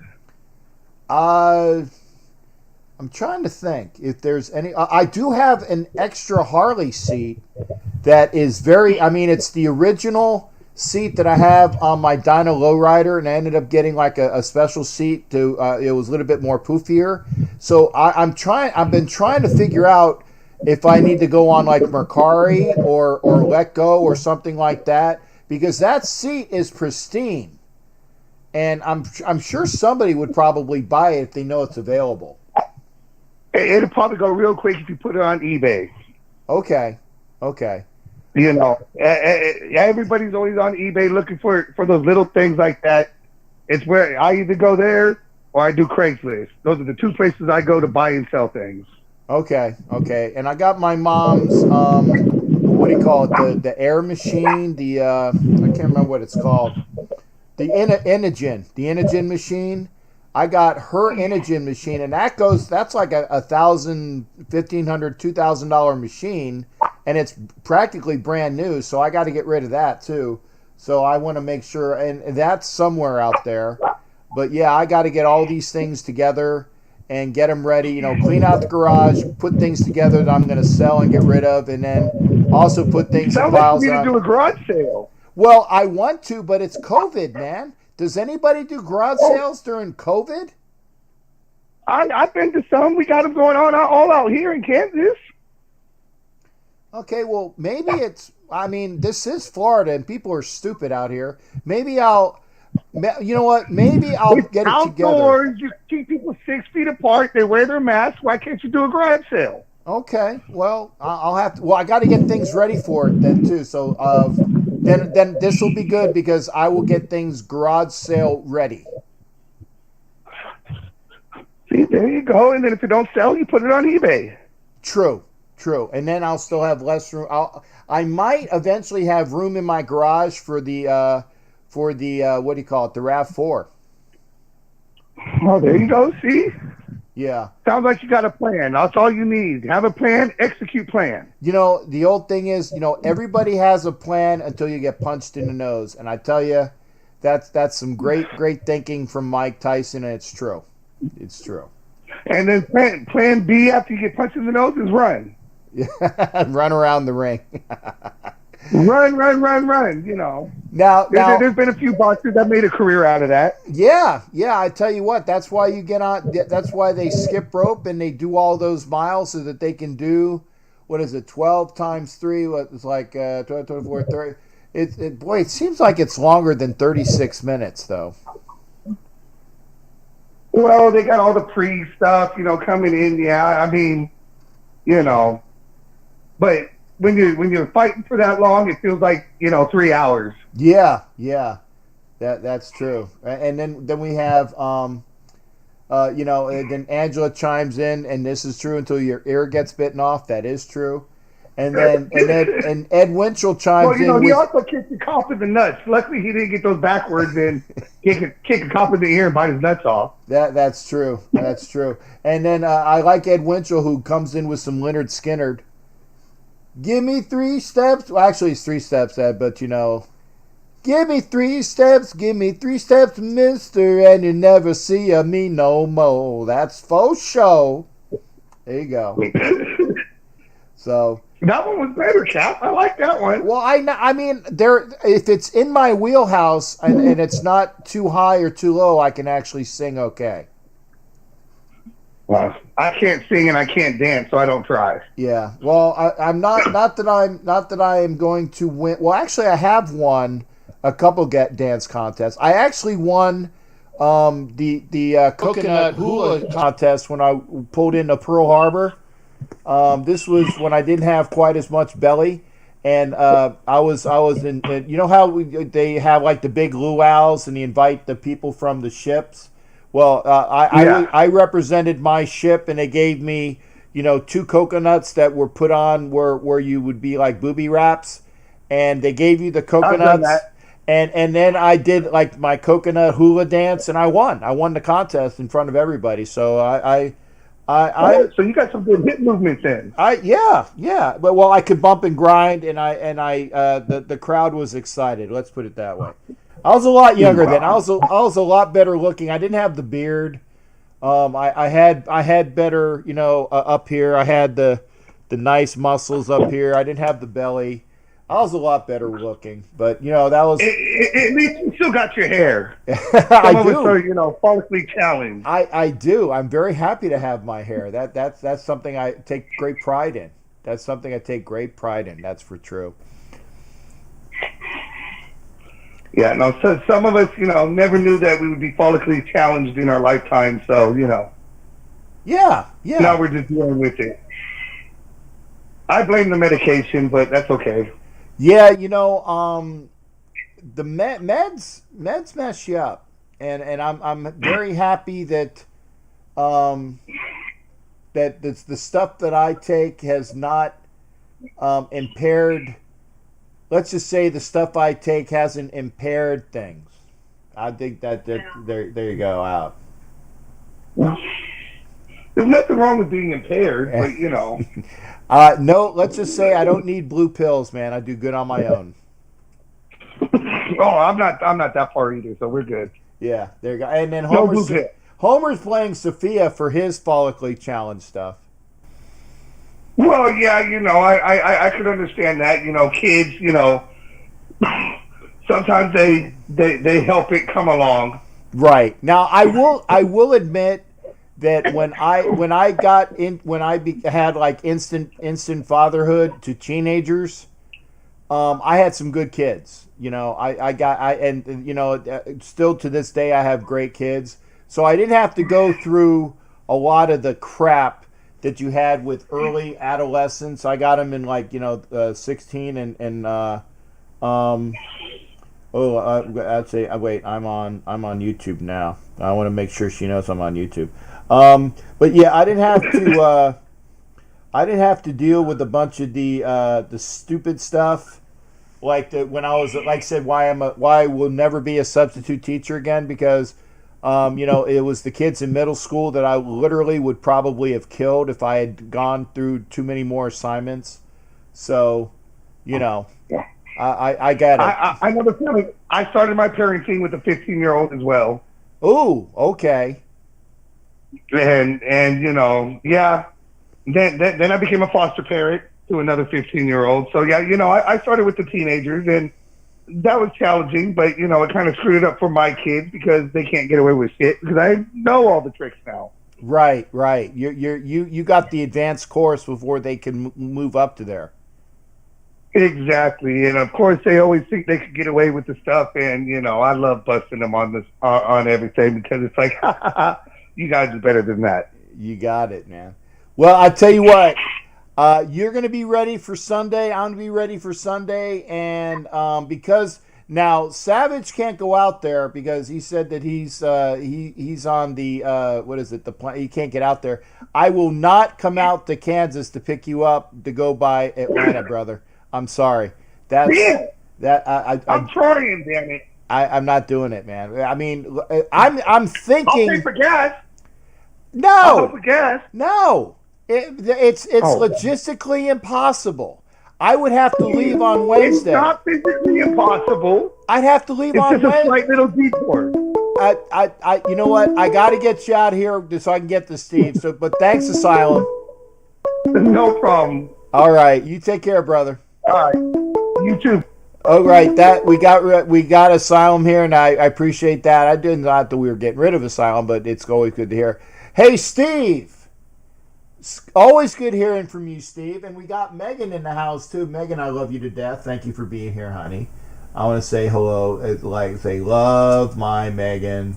And, of course, we all know love my Deb. So there we got that because we've already figured that out. Thank you for being here. How you doing, Steve? What's going on? Steve. Oh, shoot. Didn't quite get it. Steve, call back. Call back. Steve's in the line. Because he called in. Oh, thank you, honey. I get love in the house, and it's great. Thank you, Megan. Love you too. And I got my wonderful nurse Deb. I'm blessed tonight. Steve, how you doing tonight? Good to hear from you, brother. Always good to hear from you, Captain. This is great for Houston Astros. They live to fight another day, and I just want to tell you a prelude. 3 years ago today, our dear sweet mother passed away watching the Astros game, and she would always call up her children, call us up and say, "Hey, when are the Astros game on?" And she always had the Astros or the Rockets or the the Texans or the Oilers. And you know what? Remember Rudy Tomjanovich, the Rockets coach? Right. He said, "Never underestimate the heart of a champion. Our mother is and always will be our champion." So, tip of the hat to her. My niece was at the cemetery putting some flowers down on my dear mother's grave, and all of a sudden you see one single ray of sunlight lighting right on her shoulder as she's touching my mom's headstone. So if that's not a sign, I don't know what is. So she's down smiling that her boys won tonight. But I gotta love what Dusty Baker's done. What say you, Captain? No, and you know what? I mean, obviously, I know the Astros are your team, and tonight, unlike the last two games, because I missed yesterday's game because I was doing something that took me away from my show on Thursday, so I didn't get a chance to see the game. But I saw that it was a 1-run game. The game before that was a one run game. but you guys came out and just kicked some ass today. And I think that that Kevin Cash figured that out when he made that wrong move with his reliever, bringing Castillo in early, and the game got blown right open from like 1-0 Rays to like 4 or 5-1 Astros. They started playing for tomorrow almost immediately on that. So it's gonna be a unique Game 7. It's gonna be a well fought Game 7, and there you go. I mean, would obviously am I wanting my Rays to win? Sure. But I think that other than you and other than real Astros fans, I think, and again, no offense, I think everybody in the world is rooting against the Astros. You know what makes it great, because what they have to remember, though, Cora and Beltran are long gone and everything, but the stigma that the 2017 team is always going to be on them. But I look at it this way, is that you got to admire, as I know you do, Captain. The other day, Greinke was really in a bad spot, and he could have pulled him, but he said, no, I'm going to ride this player. As you know, Dusty, as your manager does, he's got really good instincts about, I'm going to keep riding this horse as long as I can until the wheels fall off. I don't want to pull him too early, because unfortunately, when you have a good pitcher, sometimes they pull him too early and then the bottom falls out. Yeah. And it's one of those things where even like the manager of the Dodgers is always second guessed, because Roberts has made some really stupid mistakes last year, the year before. I'm actually surprised that he was brought back after last year. And again, I'm not hating on the Dodgers. I'm just giving you the obvious. Dave Roberts has done a lot of really stupid things as manager for the Dodgers, and I'm surprised he's still around. Now, the Dodgers are they are how many outs away? They're like 9 outs away from losing and just being gone. Now they obviously they need to win 3 more games, and it's down to Game 7. It's down to Game 7 for the Rays and the Astros. I tell you, the World Series is going to be it's going to be more competitive this year than I think it would have been otherwise. I think that, had the Yankees won, I think that it would have been, if it would have been a Yankees-Dodgers, and it still could be the Dodgers, but if it would have been a Yankees-Dodgers World Series, more people are going to watch it, but that doesn't mean it was going to be as competitive. And I think that whoever comes out, whoever wins, it's going to be a very competitive World Series for whoever's there. I can almost guarantee it. Yeah, it's going to go down to the wire, because, as you know, you're only as good as your pitching and everything. And what my question to you is this: is that, I'm fully going to accept if Tampa Bay wins. They've got a great team. They've had a great season so far. And if they win tomorrow, I'll just tip my hat and say we were beat by the better team, and I'll give you guys all the credit in the world. I do give you all the credit, because you have to be pretty darn good to be in the ALCS and everything. So I think that's going to be interesting to see how it all shakes out tomorrow. And may the best team win. If the Rays win, I'll be the first one to pat you and your Rays fans on the back and say, job well done. Yeah, and again, because I'm a sports fan, I will watch the World Series no matter who it is, because that's, the first sport that I fell in love with was baseball. Now, granted, it's been far exceeded by football, but I've always remained a baseball fan. I will always watch the World Series. I will almost always watch the All-Star game, even though that's gotten to a point where, who cares anymore. But it's because that I am a sports fan that I watch baseball. Of course, obviously, I'm watching football all the time, college or pro. But I also I will watch championship series, because that's what it comes down to. That when you're down in the championship series, or even the World Cup, when you go to the knockout rounds and you have these teams that you don't really know a lot about. But, the World Cup, every 4 years, everybody gets that fever, and it's really cool to watch. People want to see a crowning of a champion. And even though that it might be the team that everybody loves to hate, and again, Steve, I'm not ragging on you because you're an Astros fan. I'm just saying, and apparently because, unless you're in the state of Texas, or an Astros fan, most everybody else is rooting for the other team. And that's a given. It really is. But I still want to see who the best team is. The Lakers were the best team in basketball. The Lightning were the best team in hockey. And, the folks here in Tampa think that the Rays are the best team. We'll see. Right. And one thing I don't want to see is I don't want to see their football team even sniff a playoff berth. That I don't want to see. I don't either. And you know what it is? You would agree with me on this, Captain. There's more strategy in baseball probably than any other sport. Would you say so? Or just as much, if not more? Yeah, I mean, football is more scripted. But yeah, baseball has a lot of the subtle strategy and the things that, because you have to change in baseball, and you have to be ready to change a little bit more often. So there's things that that you get thrown out the window. Football is strategy, but it's a lot quicker. So I like the fact that you have to be on the run and know what the hell is going on. That's why those halftime adjustments are so important. In baseball, you can go with the flow and see how it is. It's not as critical in the where you need to do it right there and then. So it's just a different sport. Like I said, I like baseball. Hockey I love because it's fast like football. It's got the athleticism of a bunch of the different sports, and it's tough as balls. So that's why, if I'm not watching football, did he hit a home run? Oh, hell yes, he did. Dodgers just hit Dodgers? Yeah, Dodgers just hit a 3-run home run, and they are now on top of the Braves 4-2. So there you go. Wow, I know Ed Winchell is liking that. So there you go. Yeah, how can you not like the Dodgers with Murray Hart behind the backstop, right? I'm sorry?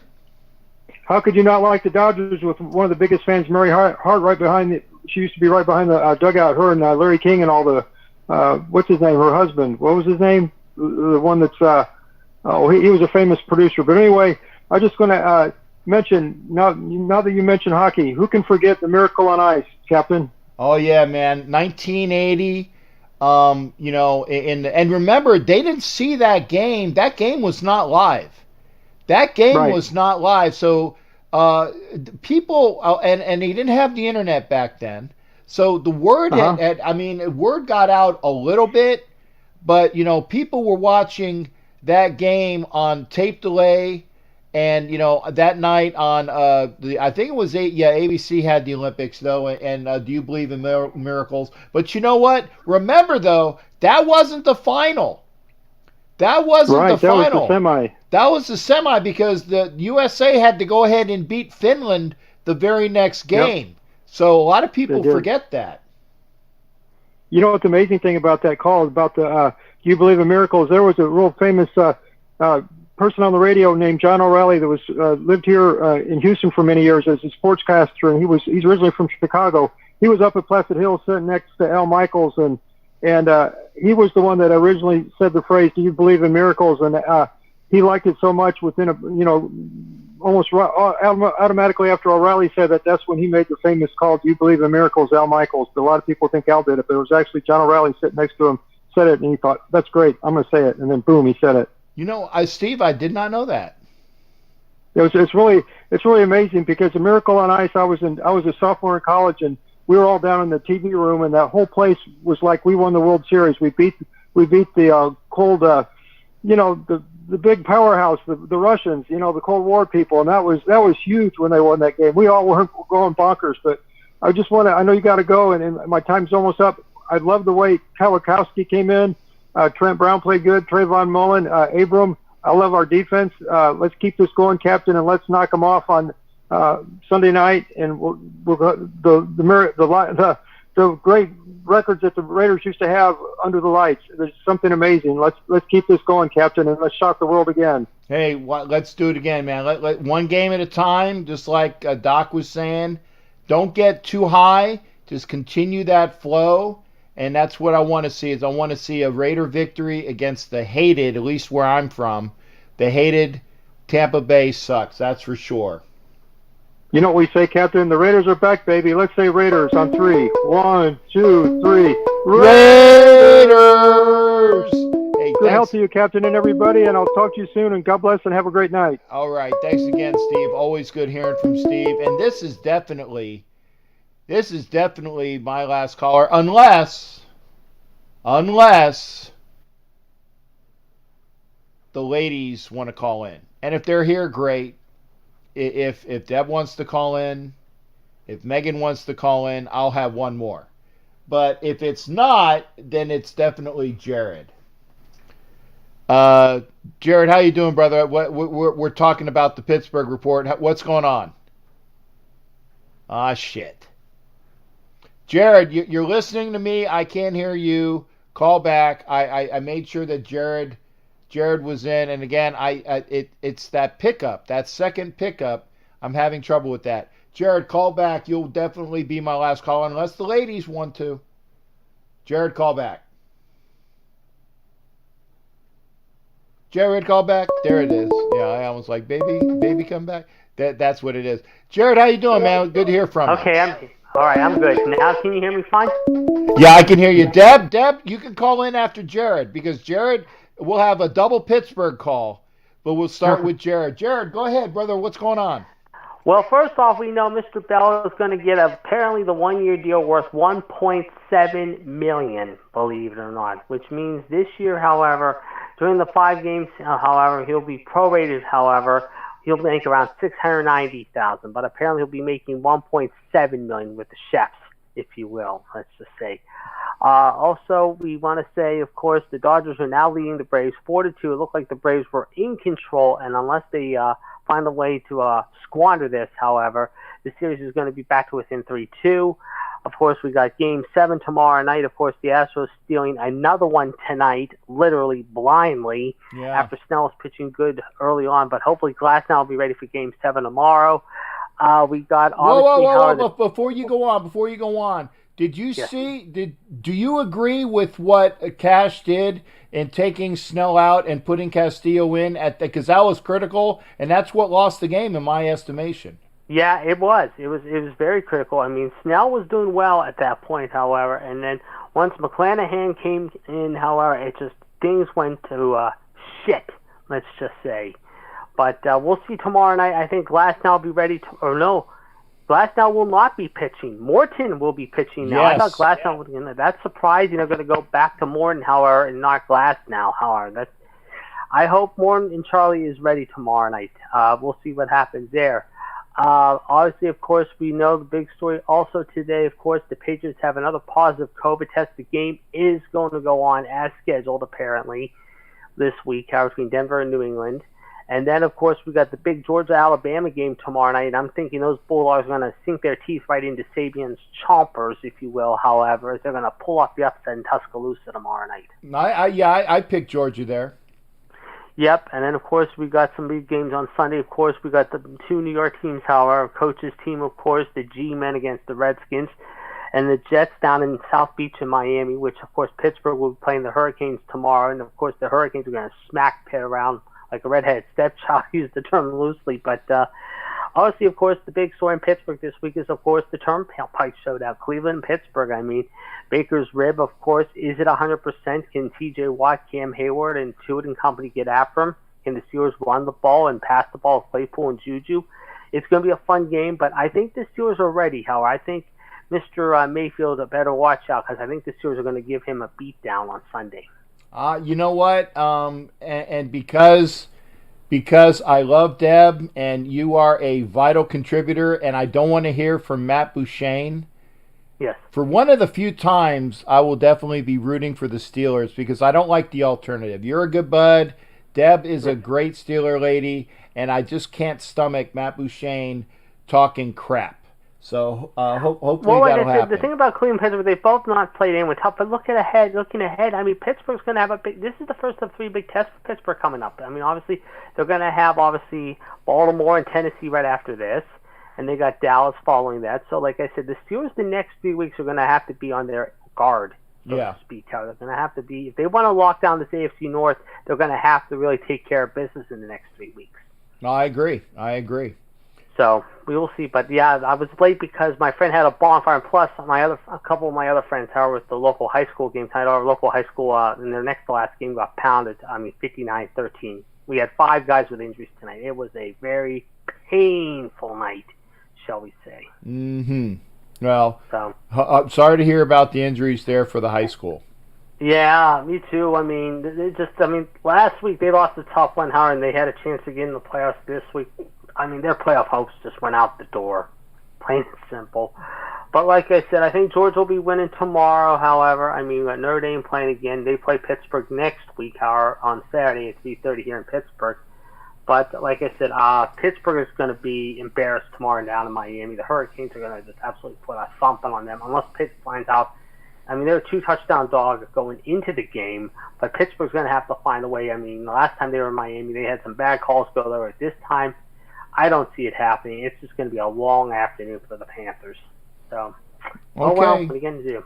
Well, I want to let you know, Jared, because, again, you were ready to call last night, and I wanted to make sure that you knew that last night wasn't happening. Now, Sunday night, my show is – I'm not doing a show on Sunday, but For Life is doing a special Raider Edition bye-week show. And I know you're going to be in the middle of your Steelers versus Browns, but make sure you give a look when you can, because I'm sorry we won't have the normal – I don't think she's going to have the normal call-in. She might. But after your Steelers hopefully beat the Browns, make sure you are watching for that one as well over on Angela's channel. I will for sure, and I'll be in touch with you guys. All right. Well, thanks again, brother.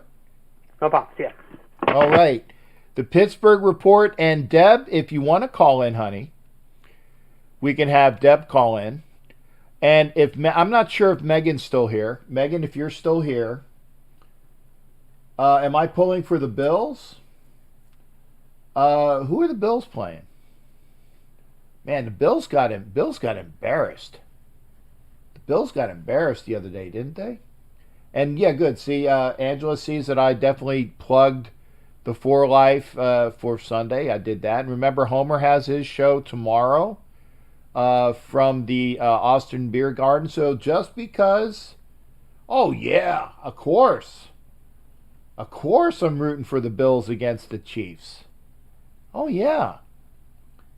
That's got to be in Buffalo, because I know that Kansas City's played 2 straight home games. 2 straight home games. So I know that... Oh, I hope that's not my... Uh-oh. I heard my air conditioner. And I don't know if you guys remember, but my inside air conditioner is the one that was leaking. So when I hear sounds, I automatically have to look to make sure it's not leaking. Debbie, if you want to call in, darling, you can call in. My wonderful, lovely Megan, if she wants to call in. If you're still here, give me a comment so I know that I'm waiting. Sunjoku's here if Sunjoku wants to call in. But definitely, the ladies... If they call in, that's last. If Sunjoku is going to call in, that's fine too. Boy, because we've been we're on 2 hours and 40 minutes. Amazing.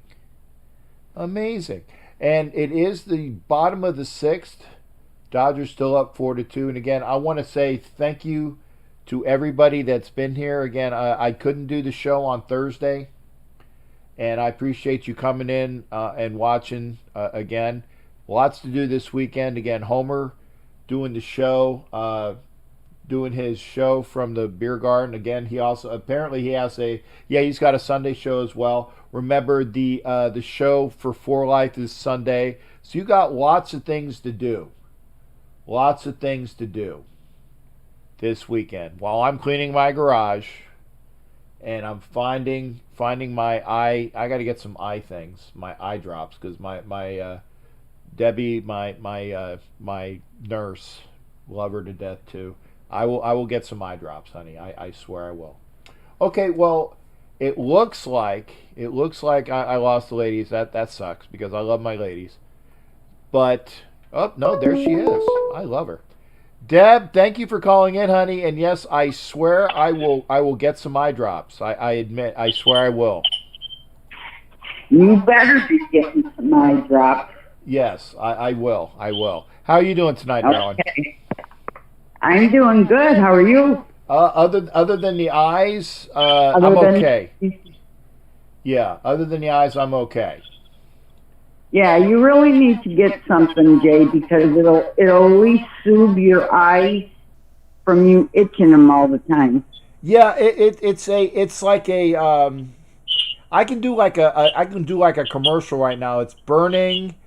It's not really itching. They're irritated and they burn. And then of course I have to like wipe them just to take some of that solve down. And again, just like I was telling you with when Doc was on the phone,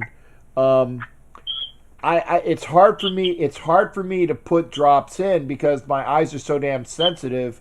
I can barely get the drops in. So I'm going to try that thing where Doc said to like pull the bottom one out and use it as a pocket, and hopefully that'll help me out. Yeah, you can do that, or if you can get them in the corner of your eye, that would work too. Now, corner in from the corner nose or corner outside the ear.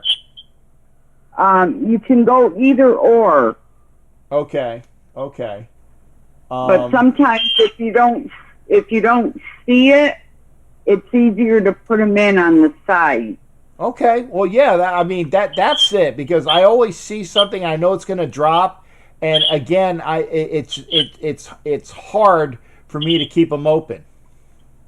Right. Okay. Well, like I said, you said they're burning.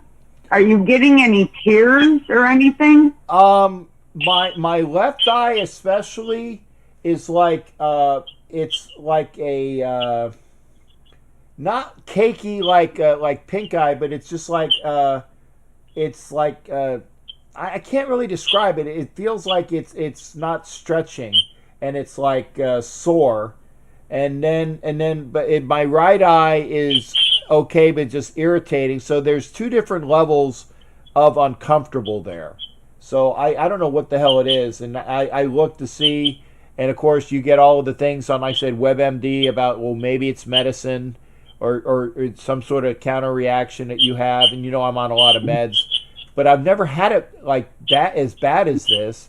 And then I was making sure it's not a COVID thing, and I didn't see that as one of the things that were there. So I just need to get some drops, and I had my Visine over here, but I can't find it, so I'll have to find some of the other drops that I have, honey. What kind of Visine do you have? Just regular Visine. I'm gonna try. I got the other stuff that I have is for is like eye medicine for like the contacts for the extra fluidity, I guess. So I use that, and they said that that's okay to use for eyes too. Yeah, it is, but if your eyes are dry, it's better to use the tears. Okay. I'll have to try to find some of that then. Is there like a brand? Is it Visine Tears? No, the name of it is Tears. You get it over the counter. You can get it Walgreens, CVS, wherever. Okay. Well, because I don't want to disappoint my favorite nurse, I will do that. Yeah, it's going to soothe your eyes, and hopefully it'll take the burning away. Well, sweetie, I've had this for months, but it's gotten worse since I've like within the last I want to say week to 10 days, it's gotten really bad. Angela was saying something about getting like maybe blue blockers for my glass. I mean, as long as I can put them over my glasses, maybe that the irritation of looking at a screen might do that as well. That's true, because you're on the computer a lot. Yes, yeah, I'll do that. But honey, yeah, so that could be doing it too. Okay, and I want to hear from you. I know that you. Yeah, I mean, if you want to watch Angela on the For Life thing, that's very Raider related. That would be great. But if not, I definitely want to hear from you after the Steelers Browns game, because I know Jared's gonna be calling on Monday on Muddle, but I want to hear from you about what you're doing about that as well. Oh, I definitely will call. Okay, well, but I'm not doing a show. I'm just doing for the texting or the calling. Okay. Okay. Well, Debbie, thank you for calling in, honey. It's always a pleasure to hear from my favorite nurse that's available, and she takes good care of me, folks. So I'm very happy to know I got actually Debbie, and there's actually one or two other nurses in Raider Nation as well, but Debbie's close, so I get a chance to hang out with a nurse that's close. God forbid something happens. I know she'd be here too. Absolutely. You got it. Hey, so you let me know after you get the drops, or if you use the glasses. Let me know how that works. Okay. I will. Okay. All right. Thanks, honey. You're welcome, sweetie. Have a good night. Good night, darling. Good night. All right, and that is Nurse Deb. I see Corey Epples here. Thank you for being here, Corey. Great to hear from y'all. We're almost up to 3 hours. Eyeliner for the glare, I don't know. And McBud, I am checking the chat. I'm here. Monday Night Lights Live, the Santa Maria. Tom Floyd. That was a great addition. Hearing from Coach Tom. So again, lots to look at. There's entertainment for the nation this weekend, and if your college team is playing tomorrow, may they win. I know that there would be maybe different college teams playing each other, so we all can't win. But may your college team win tomorrow. The Gators are not playing because of COVID, and the Raiders are off. So let's get healthy. Let's get all of our players back, and let's get ready. And I bid everybody adieu. I appreciate you being here for the show. Like I said, love everybody that's in here. Thank you for being here. I gotta get rid of that. Gosh darn it. That's annoying. I'll have to try to move that. See if I can get that squared away.